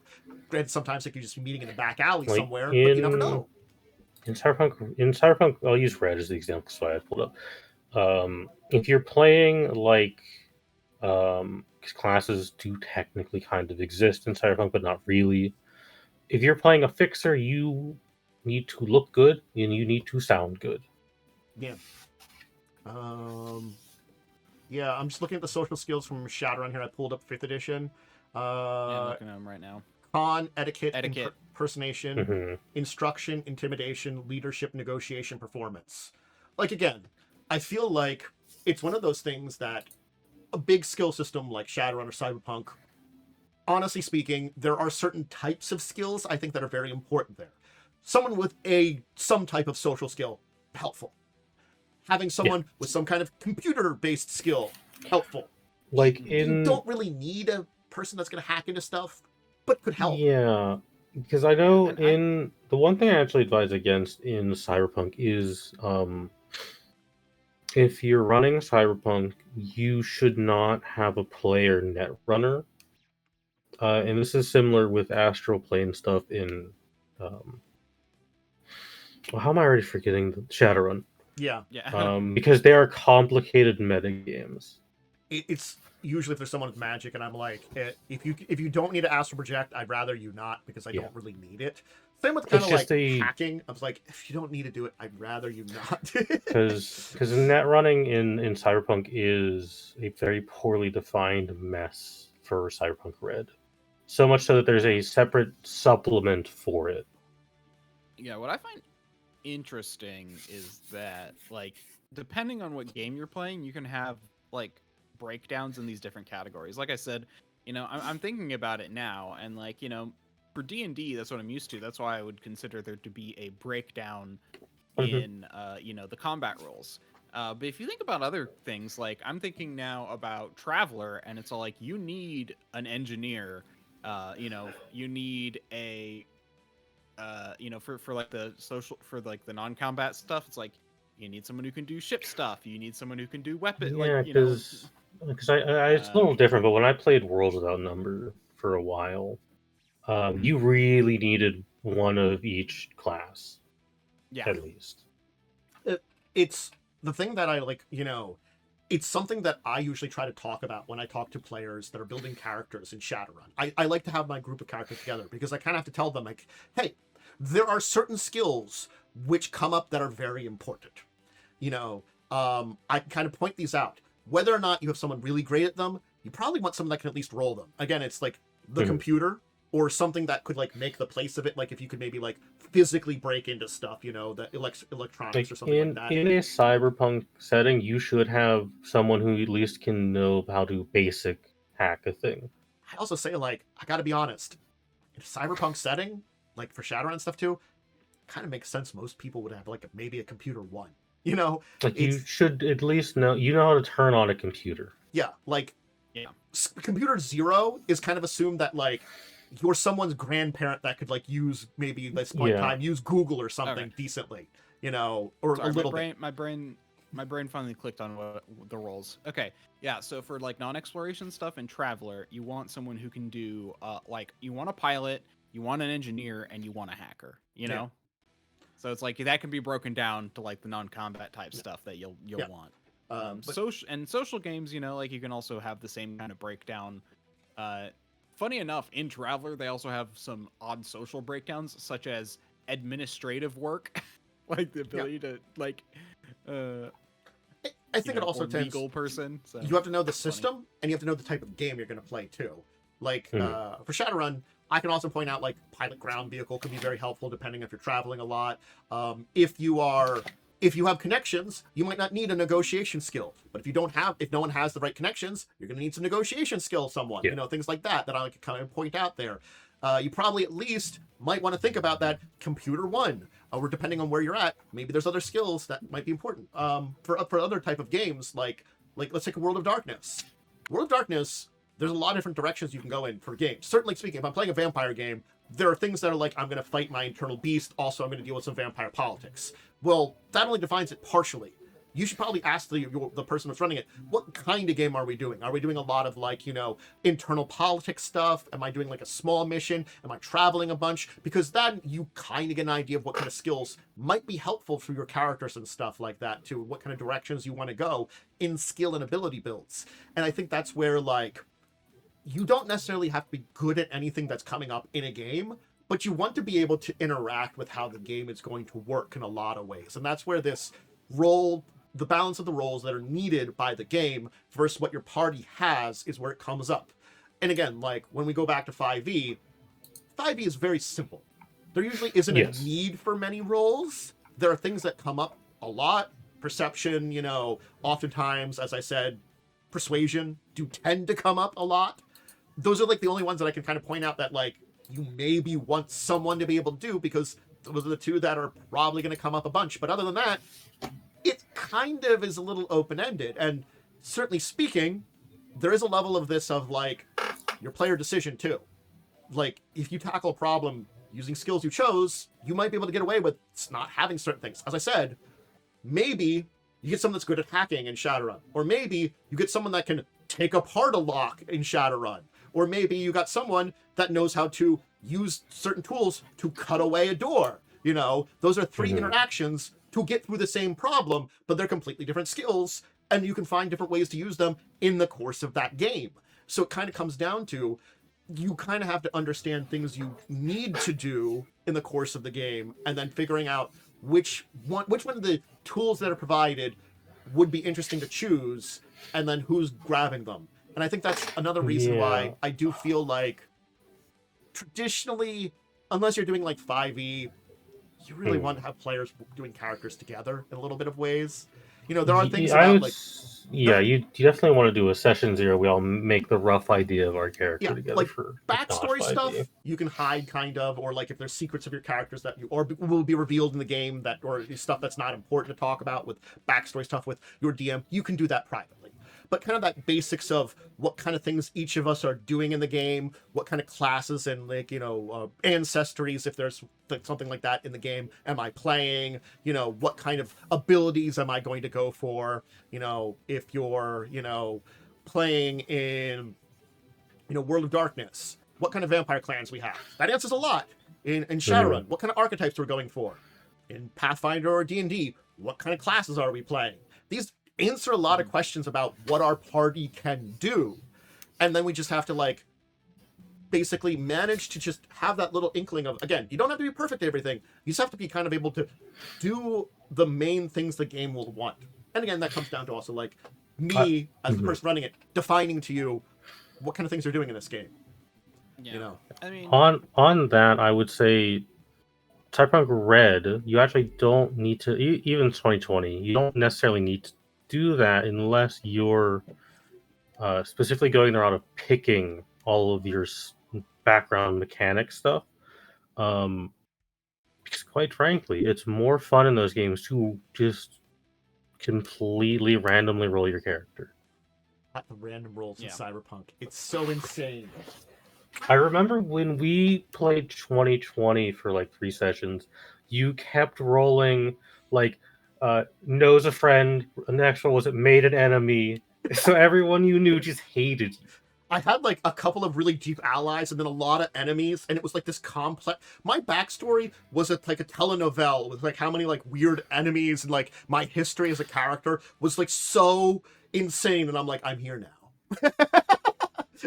I just felt like I needed a twirly mustache and be gonna go Esteban. It's just I am now the villain of a telenovela. Yeah, I mean, realistically, what you need depends a lot on game playing, what the rules are, because I mean, if let's take Star Trek. You know, like if you're playing that game, it's like you need the science officer, you need the security, you need the security, you need the science, you need the leader, etc. You The one you basically, can get away with not Medic. having is the doctor. yeah. The Traditionally, doctor skills don't come up that often. doctor skills don't come up that much. Science tends to be able to roll a lot of similar skills to Mhm. doctor. You probably you don't probably need con that much. But again, I could also tell you, hey, this is going to be a story that involve shuttlecraft. Yeah. Then you need someone Yeah. con. Honestly, someone with the ability to Sure. pilot. That's another thing of Yep. telling the type of story. And like that's one of those ones where if you are talking about a Star Trek world, you're part of and I'm like, oh, you're part of a Starfleet crew. Instantaneously, I know I'm in a disciplined, semi-militaristic set of explorers who are going out there for either peacekeeping, diplomacy, or exploration, and that instantly tells you you're you're going to be well, disciplined. you're not a military. Yeah. You're not a militaristic force. It's Star Trek. There's no guns. Don't worry about it. Don't worry about how militarized the Federation is. It's The fine. military Federation is very militarized. I'm Don't not worry going to about lie. it. You are part military. Like it's kind of You're like a scientist, an explorer. Wink. wink, wink. Look, it's that entire thing of like the discipline on a starship. I think is an interesting concept because they're like, we're going to take like a very militaristic doctrine in order to maintain a lot of order here and stuff like that, which I think is an interesting way Welcome, of new doing it. citizen of the Empire. Hey, please, thanks for Yeah. I can speak to like the not. I can speak to the fact that like sometimes a character just isn't good at stuff in the campaign. In the Pathfinder campaign, we've all built pretty good characters for it, except our ranger, who's very good at identifying devils and other monsters, which has come up a lot. Mhm. Because spoilers, you're fighting a lot of devils in that game for Hell's Rebels. Yeah. What that character can't do is talk to people mechanically because they don't have one. Diplomacy is not a ranger class skill, so they have not invested points into it. There are sessions where they don't do a lot because it's a diplomatic game. It's still Pathfinder, and you are beholden to Pathfinder class skills. So in Pathfinder, if you're doing a diplomatic campaign, you're gonna have people who are not good at rolling anything diplomatic because that's just how Pathfinder 1E works. Yeah, and that's the kind of thing even with 2E. They kind of try and make it so everyone has a little bit of social ability in 2E. However, we have in our party 2 people whose key social interaction is supposed to be being perceptive and like being able to like do insight checks and stuff, which is not helpful when you have 2 of them and 1 social talker It's a who is weird, also a ferret. yeah, it's a weird thing of like I try for certain levels of social stuff, but there's also this level of like just talking it out versus rolling a die, and I think I've been a little bit more, at least in this game, leaning towards the just talk it out rather than rolling a die, though I think there's a balance between it that I didn't really hit very well, at least in this last adventure, which I can recognize that, as you said, you've been able to talk, you haven't been able to roll, and your roll is something that you have, so it's something like, that it would have been nice to like do a little bit of both. But I was gonna say, like, it's one of those things that, like, certainly fantasy settings, it's a little easier to build into roles or know when there's a need for roles, if there is one at all. Like, as soon as you go into sci-fi, think about, like, I'm not gonna lie, let's take a little bit like of a more adventurous sci-fi. Star Wars. You're probably gonna have someone that pilots a spaceship. Absolutely. Probably. Well, you get a droid that does it. You at least have to get a droid that does it then. Maybe someone that works, again, depending on how many NPCs or things you can hire on, maybe someone that can work to fix up things. Let's assume you're on a Millennium Falcon sized craft, which presumably is a 4 to 6 man craft, judging by, in the video games, they usually have 4 to 6 beds. Yeah. Gonna need someone that pilots it, someone that helps to navigate, maybe someone that does repairs. There's some weapon people like guns on there, but then like what's your job? Let's say you're being like a Han Solo type crew.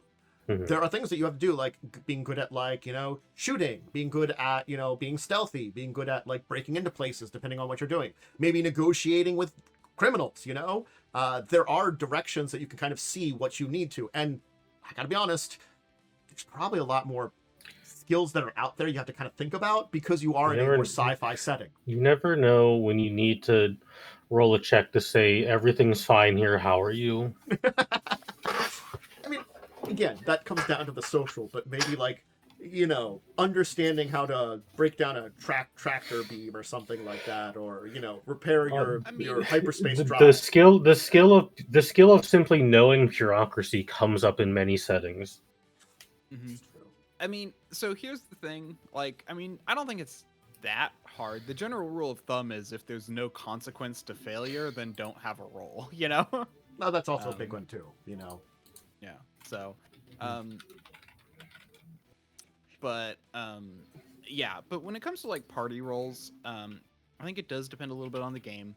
I think combat has a lot better defined party rolls, like when there's a combat heavy game, just because so many things have combat, and also video games have pushed that a lot too. Yep. Not to mention just kind of the nebulous vagary of like hard skills and soft skills, Yeah. In humans, where it's like, okay, yeah, I can repair it. It's like, yeah, there's so many, so generally players can pick a lot of different options. Like, so generally, like, I mentioned, oh, you need a pilot, you need a mechanic, you need a navigator or whatever. You can have one person do all of those sometimes. Yep. You could. And so it's kind of just all like, you need these, but they don't necessarily have to be separate roles.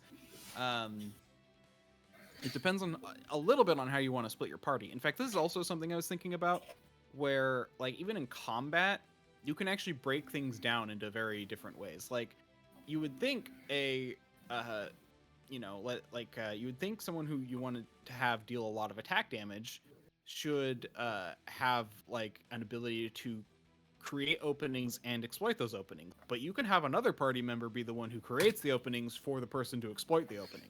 Yeah. So it's like you can kind of like mix things around. Now, does that fall under support, or is that an attacker ability? As far as defenders go, sometimes you can lock. Is it the defender tank's job to lock down enemies next to them, or is it the controller's job to lock down enemies next to the defender? I'm using 4E terms because that's where my brain is. 4E terms are simple and interesting enough to use in this case, I think. It's like one of those ones that I feel like, you can use the 4E terms. And that's kind of even 4E had like a thing where it's like, when it came out, they had these defined roles, but then they added multi-class and half classes where it's like half controller, half striker, stuff. And it's like, well, so things can get pretty nebulous as far as roles go. Which is why in many cases I would argue it's just about what the game needs. Pathfinder, you need someone who can heal. If you don't have someone who has in 2E, if you don't have someone who has healing magic, then you need someone with the medicine skill. Yep. Otherwise, you're going to spend weeks healing after every fight. Yeah. See, we've unlocked a cheat mode in our Pathfinder game for healing. I'm the paladin of a church. Yeah, that'll do it. I can just go there. Well, I'm not gonna lie. Like, the best healer in all of 2E is, honest to goddamn, a champion. I'm sorry, Lay on Hands is a focus spell. Focus spells 10 minutes to get back. You heal a bunch. It's sort of like that, or that is the easiest way. Just play a champion because you get that. Otherwise, you have to take a bunch of feats to make a medicine skill be equivalent to that. Yeah, which you can. I know. Yeah, So, when I was in a small 2E game, I think we did the starter set thingy. Healing, even with a cleric, seemed like, granted, this was pre like the rules rewrite, so this is older spellcasting. It seemed like if I would play a caster in 2E, I'd want to die.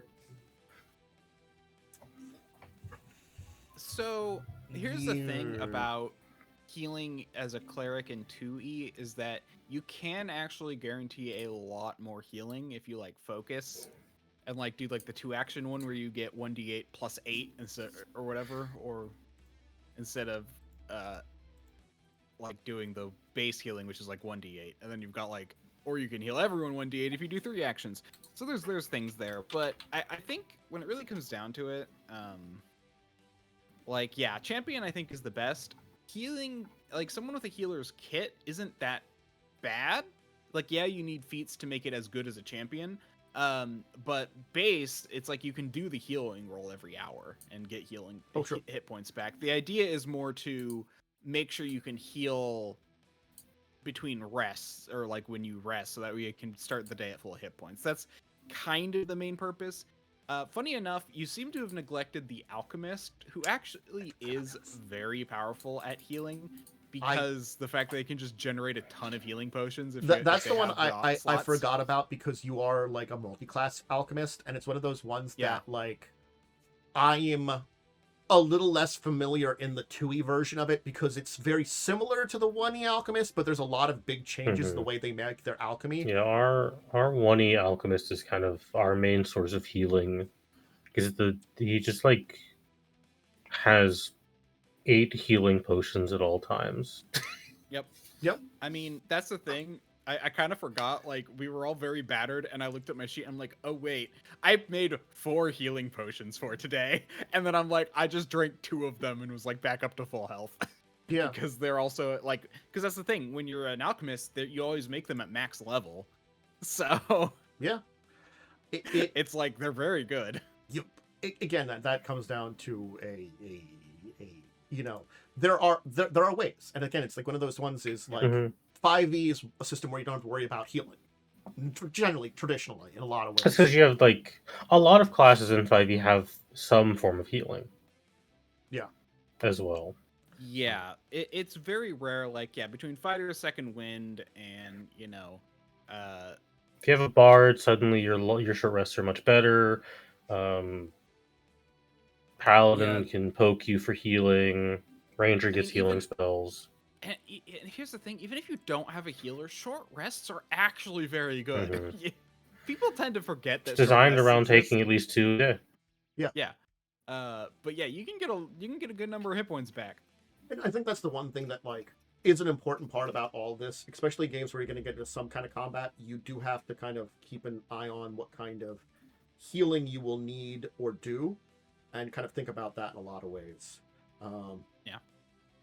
So that's kind of a thing where it's all like, most people think of like the support as the healer, but you also have support as like a controller. I mean, if you have a way of preventing people from getting hurt, you know, by like putting up, you know, bless spells or being able to shield people or whatever, that also can be a way. Damage mitigation can sometimes be as good as damage reversal. Yep. If you, in 5th edition, if you want to play a support character, you're gonna just be casting slow a lot. Slow is very good. It's one of the best spells in 5e. Yep. Basically anything that takes away actions or reduces the number of like things you can do is very powerful. I mean, that's why confusion is really powerful. Tasha's mind whip. Yeah. I'm looking at you, confusion, and just feeling terrible about my life. The recent Joe game where he literally like there was a lair action confusion, and he was like, it just says as the spell, so I guess you're confused for a minute. And it's like, what? Typically, that's why I don't use half the things they write in these damn books. No, I actually think every time Joe has used the like book rules or the book fights, it has been not fun or terrible or some WotC doesn't know how to design a fun fight. Especially later. Like, that's the thing. Like, early on, like, Curse of Strahd, I think there are a lot of good fights and stuff. But, yeah, later in their development, later in their 5e cycle, it was terrible. And Joe just kind of used it, I think, expecting to be, like, good. And that's the thing. Like, it was a fight. Every single enemy had... like, 3 of the 4 lair actions had turn denial for players. Nice. With a game that is extremely where denying action economy is the most powerful thing in the game. They had every enemy had it. plus the lair actions had it, and even though half of us were failing, half of us were making it every time. Yet literally being down 2 of 4 people every round is terrible. Like, for action economy. I think when we talk about our week in gaming, I will have things to say about what happened in Joe's game related to the after effect of that. I have feelings about it. I think he handled it okay, but I'm not happy about it. I'm gonna say that. Yeah. Why don't we move on to that though? Because I think we kind of hit up on understanding this. This is the thing that if I'm going to be like, I'll just kind of summarize at the end. If you're a DM, understand what game your needs, and if your game needs party roles of some kind, and what important skills or abilities there are to not only the game in general, but whatever adventure you're running, and then express this to your players. And as a player, also know that you might need a role. Yeah. Also, if your players decide they don't need a role or really don't, even though they do, you need to find a way to supply it to them. Like, whether that's throw healing potions at them if they don't have a healer, or give them a robot pilot if they don't have a pilot, Yes. You might need to supplement them in some way to make up for their own shortcomings, but be prepared to do that if they've made that decision. You can look at them and be like, give them shake your head a little bit or something, be like, God damn it, guys, come on now. But you do have to recognize that that's the thing to do. Sometimes players just want to play a warlock who doesn't have Eldritch Blast. Sometimes I just want to be a silly guy. Look, it's one of those things is, I built a silly guy in 5e, which should be okay. It hasn't been as much as I would have liked. I've had to go a lot different routes, just because it's the style that Joe runs, Anyway, why don't we talk about that? Because our week in gaming. So, we had Joe's game. So. Yep. Sounds like it's been going well over there. Well, we had 2 characters die at the end of last time. Now, one of the characters was a skeleton character. I think Reborn's the official species he was playing. Pretty sure. At very least, what happened was something related to him. He's also a warlock. Yes, he basically got a resurrection. Now, I could say he's a reborn. He's got a warlock pock. Something about what he did as a character could have come up that would have negotiated that what we didn't know about. I'm kind of half okay with that. Well, but again... So Joe literally said that he had a side session with Six to discuss it. Like, a side session. So he actually got his own little roleplay thing. Okay. And related to it. Yeah. So, again, this was a kind of fine establishment to a degree, and I think Six was one of the characters. Six was the character you could do this with, is the problem. And then he had technically Revivify and could revivify our other character that had died, because it had been very short time, But he basically killed off the NPC we had for a long time and gave us the option to free a bunch of other NPCs and recruit them. And I just didn't like that. I'm going to say that there. Because... it was whatever. It was a whatever, but I'm like... If you're going to give us a replacement, why did we kill the NPC in the first place? Well, when you name them, if you gotta kill them, that's the rule. So here's the thing, though. She was such a non-character. He never Joe's really bad at doing character development and stuff. So I guess my question is, was this a battlefield NPC death or a cutscene NPC death? Mix, but it was a cutscene NPC. Oh no, that's not. That doesn't feel great. The NPC was trapped, but was awakened to save us as a Deus Ex Machina towards the end of it, because we were all going to kind of wipe. Yeah, I mean, we were gonna party wipe because everyone kept getting stunned. Nice, and nice, very good. Yeah, so it was not a great feeling Deus Ex Machina, but it was half there, so I was kind of like, I'm gonna be on it. She was basically in chains. And then we were and then she decided, and then suddenly when we were having problems, look, she's a thief. She freed herself. So I don't think he meant us, but anyway. But yeah, towards the end though, she actually did go down. Yeah. But then we killed the main bad, and she had a contract with the main bad, like a devil contract. And basically it's like, oh, Bander went to cast a healing spell on her because she was down, she wasn't dead.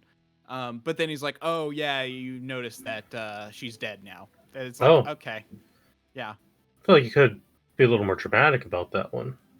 Yeah, I feel like there's this whole thing where it's like I knew this was gonna happen. It was foreshadowed very poorly, but also foreshadowed enough to where it's like, okay, this is probably like if it's telegraphed, I think it's fine. I had honestly completely forgotten about it because I think it was something that was half mentioned like a dozen sessions ago. Well, no, actually, it was literally mentioned the session before where it's all like, where she said something like, "Oh, just leave. I'm dead anyway," or something like that. I'm nice. like, oh, okay. A classic. Yeah, or something like that. She said something along those lines where it's just all like, but then my brain was like, if she was gonna die, why did Joe? If she was gonna die anyway, and that was kind of foreshadowed a little bit, then why did he have her focus on the NPC saying, "Oh, I'll take you down. If I'm going down, I'm taking you down with me." It's all like, well, that's already going to happen. Why are you focusing on her? It was very messy with the entire thing, with the character's death and stuff like that, and it's the same thing that it was like it tried to be dramatic, but it just failed on every front. What's the same thing with the entire battle with this character? I don't think we needed to have it. I'm not gonna lie. I think this is one of those things is we did not need to have this as a climatic fight with this character. We didn't really care about her. She just betrayed us. Granted, I'm not saying it wasn't in her nature, but like there was a few logical leaps in the entire thing. The person with the contract with that it was just like, why? Yes, you're neutral evil. You're a Yugloth. You're terrible. But, like, she was a businesswoman running a casino. There was, like, on the off chance this entire thing, which seems like it's going terribly for the other group, is going to work, I'm going to side with them. Okay, here's the thing. Like, you have to suspend disbelief a little bit here, mainly because Joe's just really bad at letting you know things that are going on. Like, he hinted at this forever ago about how these people have ties and they've been sneaking around forever, and how it's like they're pretty much, as far as the underground went, they're like viewed as guaranteed to succeed. This was not made very clear, but he hinted at it in a few places to where that's the gist I got. I never got that gist. I can see her I know, but that's why I can see her making this decision. Joe is really bad about showing players what's going on. Like, he has stated things a few times, and most of those times he's stated these things are out of characters like, oh yeah, no, this is happening. It's like, oh, okay. I got the complete opposite every time about that. These guys were outsiders, that they were doing something that, yes, could do this, but it was very difficult to do. It's why we were having a hard time doing it. And the trouble we were having, it was like, oh man, they must be having the same amount of trouble. The amount of times they failed to do this. And honestly, like, they have to do this in secret because if the Lady Pain finds out, she's going to, like, destroy them. That's the kind of stuff I got out of this. So it was sort of like, these guys are like... I got out of it that there are higher-ups in every faction in the city has higher-ups who are part of this plot. I didn't get that at all. Feels very miscommunicated. Yeah. Oh, no, I agree. He was very bad at communicating it. The only reason I know about this is because I took notes on everything. Here's the thing. I think if I knew this, I would have just suggested, let's fucking go to the Lady of Pain. I'm sorry. It's a better idea if there's this much systemic corruption. You can't really look at her. She'll you die or something. We did. If you remember, we went to, like, we got attention of one of her dobs and, like, told them everything. And they're like, we'll look into it. And that's the last we heard of it. The classic strat of the GM going, that's not going to happen.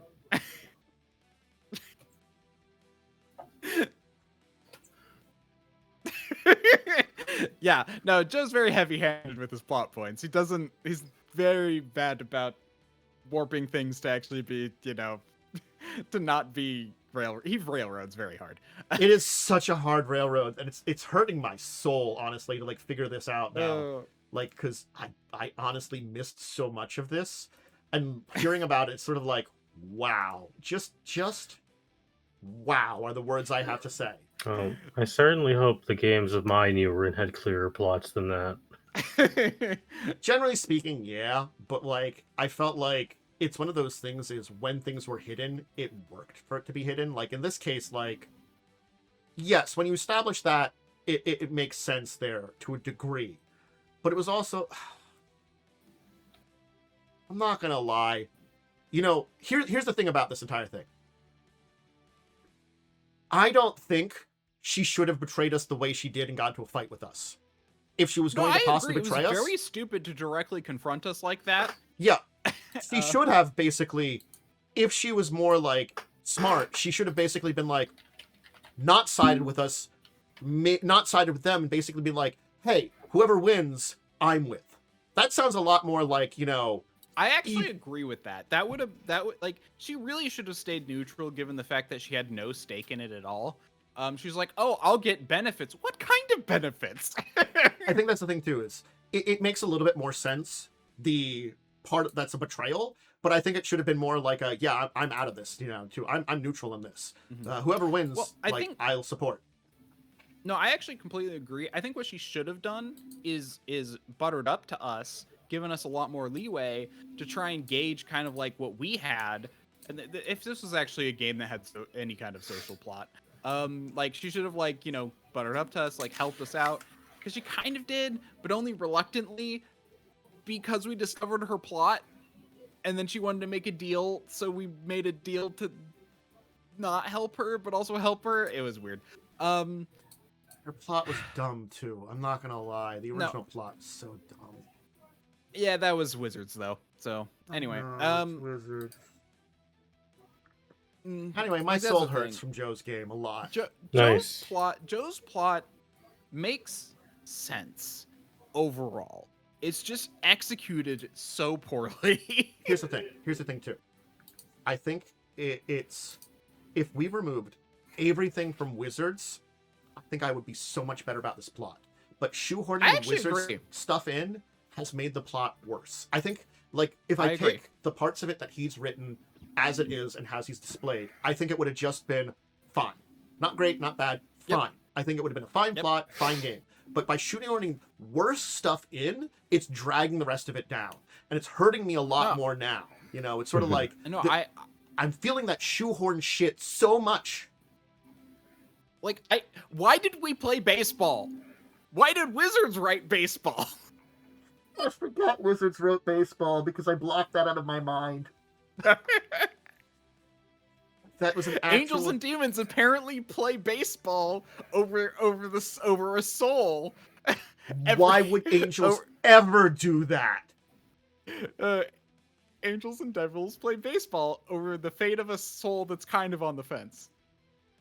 See, that would be a really funny side plot in like Warhammer Fantasy, where it makes sense that everyone's a little goofy and a little evil too. You know, there is no true good guy. But D&D angels are very like quintessential good. Why are they involved in this? Well, why are they even like participating in the idea that like, oh yes, I'm willing to let this person go even if they're on the fence. I feel like good guys should be like, no, they weren't straight up evil, so that way they should be saved. You know, it's like whatever. It's so oh god. Yeah. I mean, easy fix to that. It's a team of devils and a team of demons. Yeah, but then we wouldn't play with one side. We try to save the soul, but that still would be a better plot, honestly. And we cheated to do it because that was the easiest way to do it. Yeah, I mean, like it's there's a shoehorning some of the plot there that's just good. So just to summarize, I'm gonna be honest. At this point in time, I'm gonna be glad the game is over because like it's one of those things. Is there are a lot of great points I've had, a lot of fun I've had, but like especially these last couple of sessions have just dropped the game for me a lot, and kind of like it's kind of like sometimes a game can be fine until the back end, and this is not great right now. That's the thing. It was all like, fine, wizard stuff, fine. One more wizards thing, and now we're going. Just took it down all the way. I don't know why this is so bad. It's just so Wizards. You don't write good adventures. Like again, I'm gonna say I'll agree. Curse of Strahd had some pretty decent writing. There were some issues I had with Curse of Strahd, but they weren't so bad at that point in time. They were little bits of problems. My biggest problem with Curse of Strahd is that one wizard tower where it doesn't tell you the door puzzle, and if you do it wrong, you die. I forgot about that because I never think I ever used it. I didn't like. Yeah, if you do it wrong, it summons like a fucking blue dragon and it kills you. Oh yeah, that. One that's really funny is that like my players were so because there was the exploding cart right outside that they triggered, that they're so paranoid about that they actually were fine.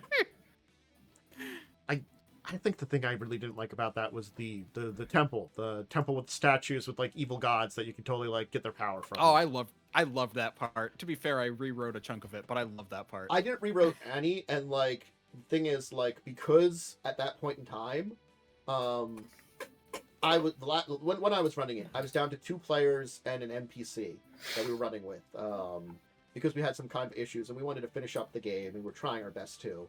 The players took a bunch of horrific deals, and they didn't end up good. Yep. So it was one of those things. It's sort of like, in the right circumstances, I think it would have been fine, or maybe with some rewrites. I didn't do any rewrites, and I'm very much of the So my rewrites were basically to tie the it was basically to tie the powers and the deficits together, because if I remember correctly, they were very random, the deficits. I think you got like a random insanity or something. And I made it like very clear, and I also made them like negotiated deals, so it wasn't like you had to take the deal as is. That would have been a lot better. I got to be honest. Like, at that point in time, it's been like such problems in the game that I wasn't doing a lot of deep stuff like that when I really should have still been. I got to be honest. Yeah.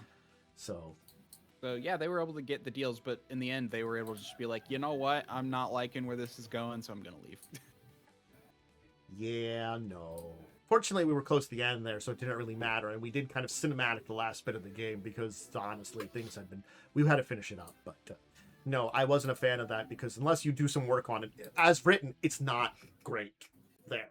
And some of them, they're not quite deck of many things problems, but some of them are pretty close to that. No, I agree. That one is definitely something that should have a lot more warnings for it for the GM, because unless you know what you're doing, that part can just basically turn your game into a shit show. Yeah. So, I have heard that ruining the Curse of Strahd campaign in actually a number of games. Yours is not the only one that I've heard that for. Yeah. Again, like beyond that, though, I feel like the rest of it was good. Yeah.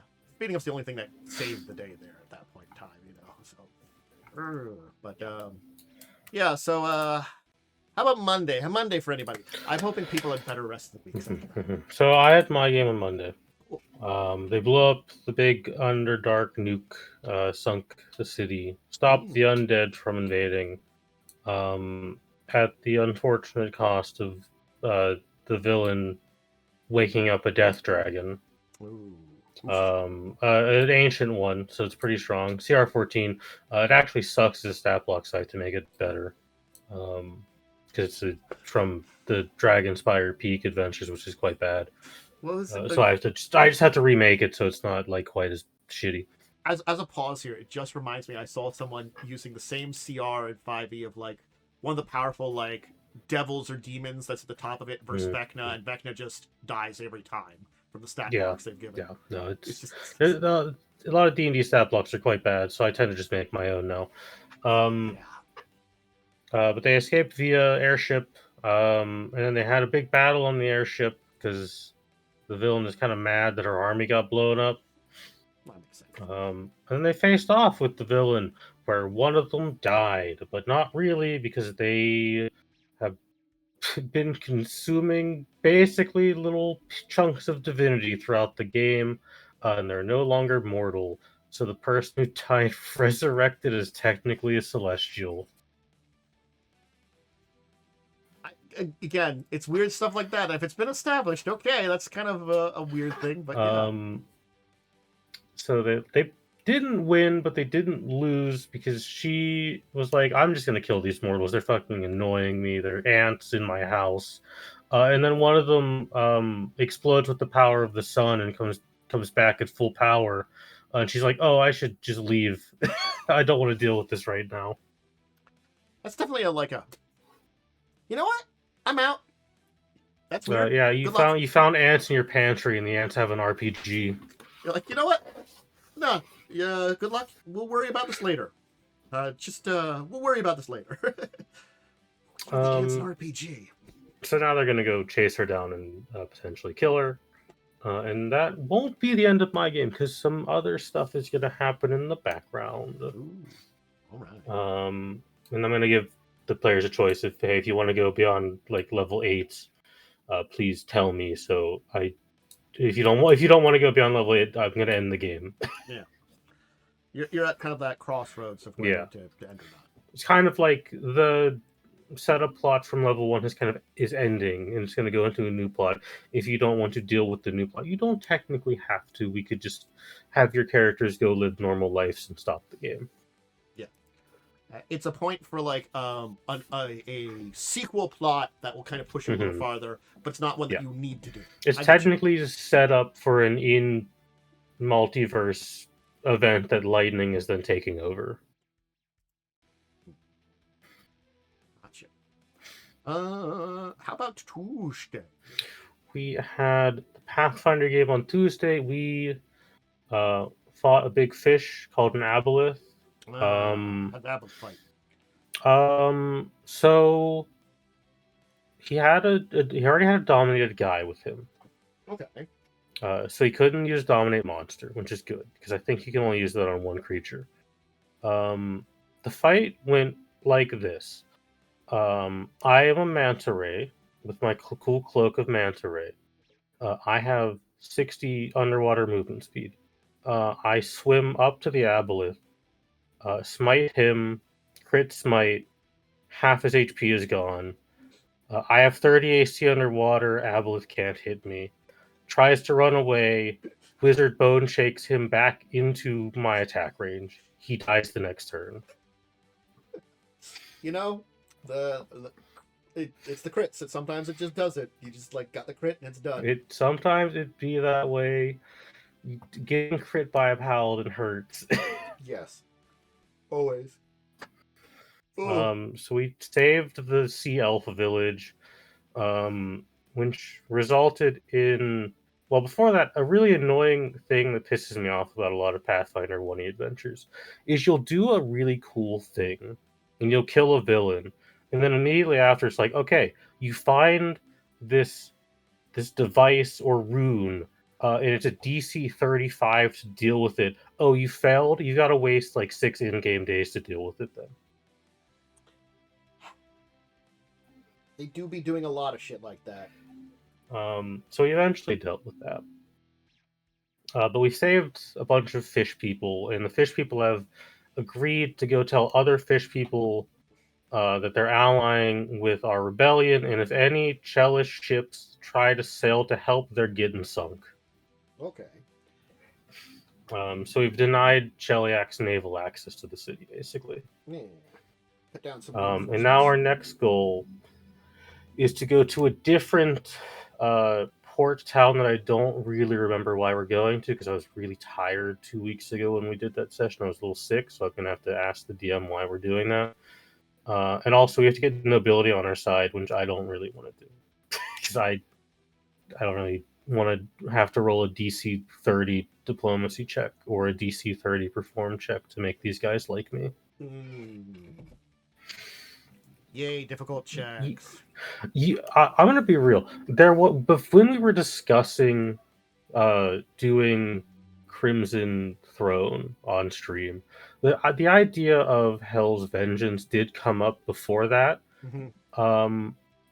We're so lucky we did not pick this adventure because the rebellion building is so boring. I think there was like a push for it too, and I was like, no, let's just keep to a simpler so adventure. Boring.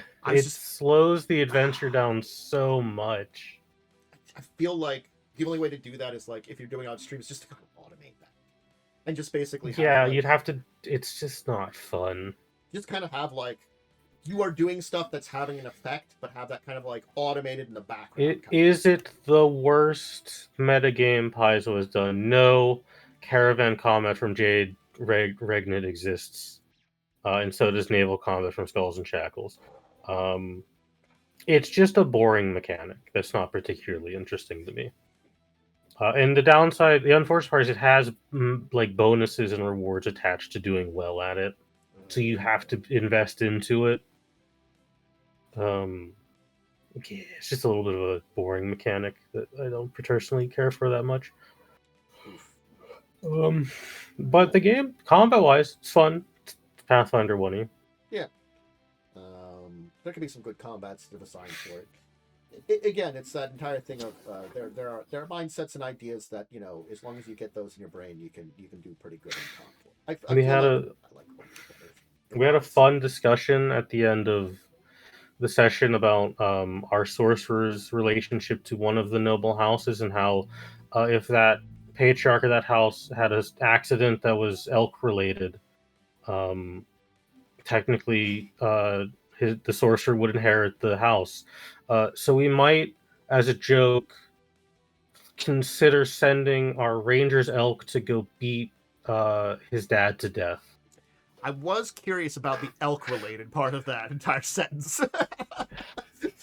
I'm like, elk-related? Yeah, so we have... two of us have animal communities. I have a dog, which is very good at tripping people, and for some reason, in the city-based game, Lightning picked an elk. All right. Now you'd think an elk would have difficulty in buildings, but you'd be wrong, because there's an animal feat for narrow bones that makes it fit in a smaller spaces fine. How does it get that at level 7 when it gets a feat? I don't know. Magic. All right then. So we just have a gangly elk with us at all times. It is a gangly elk, isn't it? Ugh, poor gangly elk. It's very strong. It has like 22 strength. God. Sounds interesting at very least. Again, it's like one of those things. Is like there's a lot I do like about 1E, but 1E I feel like even if especially if you're doing a pre-made adventure, you've got to manage. Yeah, I think the biggest problem is you hit a point in 1E where every check is at least a DC 30. Yeah. Granted, you have someone that has that, but then it just makes it that. Like, yeah, it's just like the diplomacy checks can be made because I have 17 Diplo. Jay's sorcerer has like 20 Diplo. So like we could do those, but it's like I just want to punch goblins. Yeah. Sometimes you just want to. Wednesday I had my game. So if you missed it, I can give you the basic rundown. We went cinematic action scene is what I wanted to go for here. So rather than fighting the weird shadow creature they ran into at the end of last time, they had a communication with the Dreadlord, and then a horrific... I have to remember what it's called. They're the things that used to be like the Nightshades undead in Pathfinder. There's something... Oh, yeah. They're called something different now. Hold on, I actually wrote it in my notes. Give me a second to open those. Yeah. This one. Yeah, it's the one that used to be a Nightwalker, and now it's called something completely different. It's a different type of creature, technically. No, it's loading. There we go. It is called... Nope. Up more. Find it eventually. Dreadlord. Sorry, don't grab you. I know I wrote it down. Skever. Yeah. So again, Sykever. Yeah, a little bit more interesting, well developed, different lore. You know, it's something that has like a core of something similar to it, but it's definitely something different at this point in time. So yeah, the big dragon that you had kind of made not friends with, but you know had kind of made good with, went to a fight with that. And it was pretty epic. Mm-hmm. But the problem was proved ourselves to him. Yeah. So the problem was the dragon bursting through the giant crystalline fake sun that you were in destabilized it, and you were already removing the core of it. So things began to fall apart. And so the entire thing was retrieving the MacGuffin in the center of here and escaping out the conveniently made dragon hole before, and then finding a way to get to the ground before everything fell apart and collapsed in on you. And yeah, my favorite part was where I, the small guy, was grabbed by Calder, who jumped out the door, who jumped out the hole, saying, "I hope you have fly," and I'm like, "I don't have fly." and we had to figure, how long do you have to hit the ground? Not long. Honestly, Talus almost died. Yeah. That's That fine. was the big thing. So here's the thing, Umbran could fly. I had a joke item from like 10 sessions ago. This is the best part. So I had the bag of holding with a glider that Calder made for me many sessions ago. It was as specifically kind of a joke. You jokingly, and you talked to me about it, you asked me about it, you're like, can I just have Calder make like a ferret-sized glider? And I'm like, you know what? Sure. It's tiny, probably easy to make. You know, the knowledge for gliders is low level. You know, I'm like, you know what? Sure, cool. You've got like, you know, a little glider. You can fit it in your bag of holding, pull it out because it's a medium-sized bag of holding. Whatever. Did not know it would come up until now.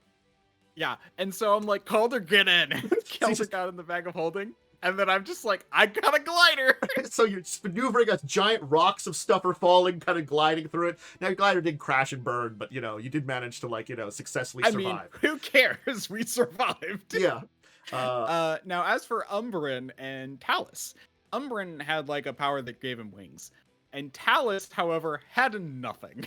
So Umbran was trying to fly away, but saw that Talus was falling out, decided to try to help him. And the thing is, we unfortunately did not realize the best way to help him in the first part was to create because you were falling kind of close to a building, was to create a wall of stone and have you just splat halfway down, because it would have gotten you to 0, but wouldn't have killed you outright, because you have to do like twice your max hit points and damage with a hit. And it with a single hit. And you would have done 250 damage, which would have been twice the Talus's max. It was not twice Talus's max hit points at this point in time, because you're like level 12 or 13. Close, but not quite there. Yeah, so that would have been the correct answer. Wall of stone, hit it. You would have been like unconscious and bleeding there, but alive. just splat you halfway. Yeah, but anyway, he spent a turn trying to cut himself out of his armor so that way Talus could carry him off, because his armor would put him over the carry capacity of Umbran. And he failed to do it twice, which was 2 turns, but you were falling fast. Like, that's 30,000 feet right there, you know? Or not 30,000, 3,000. It was 1,000. It was 1,000 feet, which would have been 500, 500 damage, because it's half the Well, no, okay. So it was 500. Wait, are you saying the tower was only 1,000 feet? Yeah, it was only 1,000 feet you were falling. I said it was only 1,000. That's why it was 2 turns. Anyway. Yeah. Well, that makes sense. Okay. Yeah. But anyway, the second turn, you know, he rolled low. Like, so he rolled a nat 1 the first time. Then I had him use his hero point. He rolled a 2.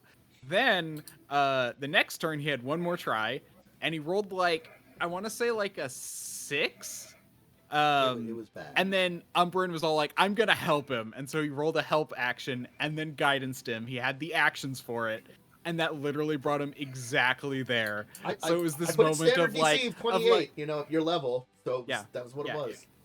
It was the moment of, leave me, I can't get out, I'm gonna die. And Umbran's, no, cut him out and then grabbed him and pulled him away at the last second. Then they both kind of crashed into the ground, but less hard because he was able to carry him. Still was pretty ridiculous, but you know, everybody somehow lived through that entire exchange. Yep. It was a thing that happened. I mean, I thought it was very interesting. Like, I actually liked that there was actually, you know, that chance of death, and that I would have died had it not been there wasn't a joke like 10 sessions ago, whatever it was.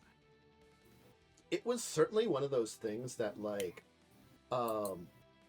things were a little bit more interesting in the end from what I thought they were going to end up being for, like, the entire cinematic part of it. But I thought it ended up very fun of, like, you know, you all were, like, falling out of there and stuff like that. You know, it was was an interesting one. So Yeah. Yeah. I'm actually surprised it was only 1,000 feet. I was thinking more Burj Khalifa rather than Empire State Building, but oh well. Well, again, it was supposed to be like it's a giant like artificial sun just right above the tower. I think when I talked about it, I said 1,000. It could have been a little bit higher than that, honestly, but it wasn't like so big out there. You know. Yeah, I was thinking 3,000, which is close to the Burj Khalifa. I might have given numbers for the original tower when I talked to you about it, but you never did. Yeah. No, you never did. Yeah. I just was picturing it, so that's why. And 2 turns, that's the thing. You kind of gave us 3 turns. That's why I was kind of confused. Yeah, I think I just gave you kind of like 3 turns in the end. Then kind of like which is why my brain went, okay, that makes sense for 3,000 because it's 500 for the first turn, 1,500 for the second, and then the last 1,000 for the third. And that's where my brain thought that made sense. Gotcha. So. I was thinking 500 a turn though too. Like that was my numbers in my brain, so that was off. Technically in the rules, it's 500 for the first turn, 1,500 for the second, and 1,500 for every turn afterwards. Yeah, because I was kind of thinking of like you kind of got 2 rolls because Joe technically assisted, and then guidanced, and then just grabbed Talos and with that and kind of flew off. That's why I was like, you guys took still some damage because it's sort of like that fly out horizontally trying to catch yourself at the last second, so you're kind of like flying away but still kind of getting rid of a lot of it, but tumbling into the ground horribly. So the reason I thought 3 is because technically Joe had already done a turn, and then you had him go back for Talos, which would have been turn 2. The thing is, Talos started falling after Joe left. The turn after. That's fair. That's how it actually kind of ended up being, because Joe was just flying too. Yeah. It was a weird combination of turns and stuff too, but like Talos was the last one out because technically the floor went out under Talos, you know. It was a little hard to track the rounds because we were kind of in like a loose rounds kind of thing. We weren't in like an official initiative too.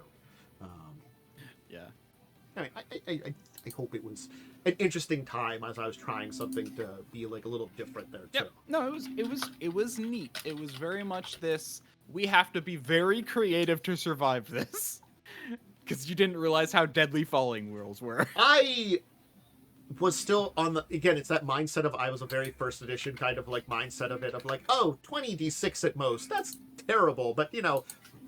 Probably, though. Again, there was a lot of stuff that happened that all of you were really horrifically damaged. So it's like, well, you know, this will be a thing. Yeah. Well, that's the thing. 20d6 is a maximum of 120 damage, which wouldn't outright kill any of us. So. Yeah. Well, that was the kind of thing I was thinking about too a lot. Yep.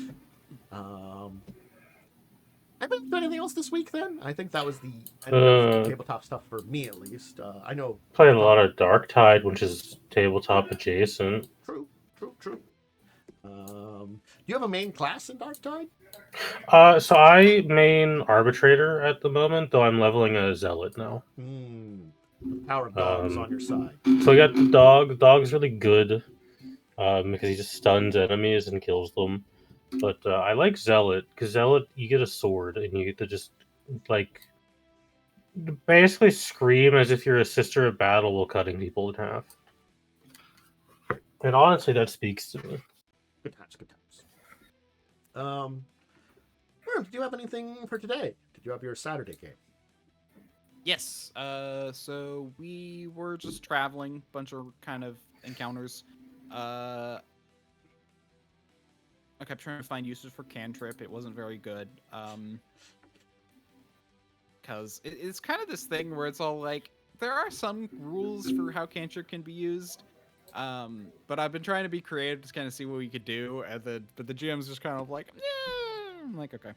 It's not like he's the one who actually encouraged me to use cantrip more. So I'm like, I'll try it. But it feels like he's like, oh, well, there's already a spell that does that. So I can't let you do that. I'm like, okay, fine.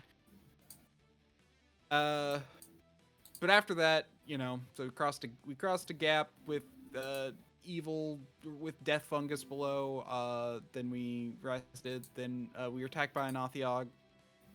Then we chased it off. Then we moved on. Ran into some Myconids who didn't communicate with us at all, but we knew they were around. Camped near them. They were super anxious the whole time, like watching us. Then we moved on, and then Oh yeah, before that though we crossed paths with a drow caravan which we hid from, because we're in the Underdark, and then then after the Myconid thing, it was we were woken up in the middle of the night by our, the scout person who's leading us through the Underdark, because apparently a giant undercave flood was coming. Pleasant. And we had to get out of there. Yeah, And then we that camped marks again, some- and that's where we ended. So a little bit of adventures and stuff like that. Yeah, some fights, some adventures. Cool. Generally speaking. All right. I guess that's the back end of Art Week in Tabletop to finish up today. So, all right. Yep. Thank you, everybody who joined us today. We went a little long, but we had a lot of deep conversations here. Hey, it turns out they happen sometimes. Thank you, Momo. Thank you, Worm, for joining me. So Yep. I believe, as usual, unless you have something to add in, Momo, I'll turn it over to Worm for sure. I do have a little shout out of a Ooh. fun channel I found. Okay. I'll link them. They do 40k lore videos in an audiobook, audio drama style, and it's very fun. Okay, cool. So if you want to learn some 40k lore, It's the Amber King. Yeah, nice place to try this out. I'll put that in the show notes too, as an extra link. And then Worm, will turn it over to you. Let's shut that up there. Yeah, I'm DiamondWyrm. You can find me on twitch.tv/DiamondWyrm or at DiamondWyrm on Twitter and Blue Sky, and DiamondWyrm9234 on YouTube. My next stream will be Sunday at 10:30 a.m. PET, and I will be streaming tomorrow, I think, Tactical Breach Wizards. Cool. All right. Myself, Dracovin. I am the person who runs this channel here. You can check out any older episodes if you want to see any of them over on my YouTube side of things. If you want to see any of these live, make sure to join us at Saturdays at 6. For my kind of schedule, I got a bunch of tabletop and gaming we're going to be doing next week, but I should be live on Tuesday. Exact time to be determined. I'll kind of figure it out a little bit tomorrow and let people know. But yes, schedule should be as usual, streaming on Tuesdays, Wednesdays, Thursdays, Fridays with just Fall of Avonswell Wednesday evening and this show on Saturday. Okay, cool, great. That's a nice schedule. Do the books to support things, whether you're at YouTube or not, and Anyway, all right, everybody. Have a good rest of your day, good rest of your weekend, and hopefully you can join us next time for some more talking and stuff. Until then, bye and farewell.